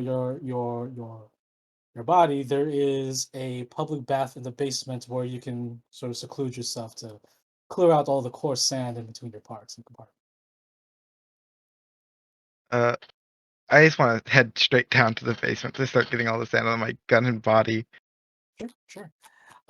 With that, your night will begin. Your long rest. So after you take all this core sand out, you'll begin your long rest. And then for you, um, Tav, you make your way to the Merry Tortoise, Yeah. the one with the assassins. No, I was kidding. All the assassins. All the Everyone's an assassins. assassin. The Merry Tortoise is actually a very simple three-story tavern. Nothing extravagant. But as you walk in, there is a bartender, a big, overweight Goliath. Yes, this is the first time Oh, you've God. seen an overweight Goliath with a beer belly. He tells you his name is Jazush. I'll go ahead and type his name as well. It's Jazush. Yeah, sure. Jazush. It's almost like I'm gonna sneeze. Yeah. Jazush. He smacks his belly and says, welcome to the Merry Tortoise. You looking for a room, young lady? Yes, I am. Do you have any available? We do have single bedrooms. That would be 1 silver a night. Oh, perfect. Gives you a ruddy bronze key, and he tells you you're at the top floor. And as you get there, for Sterling, when you get to your room, it's pretty modern, pretty modest. But for you, Tav, it is a rundown, decrepit room. The wood bed is barely holding up, but it's actually pretty comfy. The bed mattress itself, pretty comfy. Just everything else doesn't look pleasing. Oh, I like turtles, but this isn't a turtle. What the fuck am I saying? I'm just gonna lay down and sleep For in sure. my bloody clothes. And for you, Ox, you look for some like alleyways and stuff like that, but you eventually make your way to the coast, the beach, and you are just a little bit awestruck at this sight. You know, you've seen the ocean a few times, but this is a beautiful beach, and you find a couple trees up on a little hill, and coincidentally, there's a hammock. And you pass by a dwarf lad. It's the same one that sold you glaive. He starts running. He's oh shit, and then you see Gunther appear. He's like, "Hey, Ox, right?" Pointing to Yeah. his two chickens. "Hey, man, go ahead and take a rest. That's my hammock, but I'll let you borrow it." Oh, thanks, man. "Hey, no problem." Walks. You might want to Bastard. hide your nephew or kid or whoever. He's wanted right now. Ah, don't worry. I already paid Johannes. It's cool. All right, cool. Have a good night. I Hey, just you hop in the too. hammock and I just gone. Heck yeah. And with that, you all take a long rest. So go ahead and use the long rest on D&D Beyond. And with that, we'll finish session 1 today, and we'll pick it up next week on Saturday. Awesome. Yay. Woo.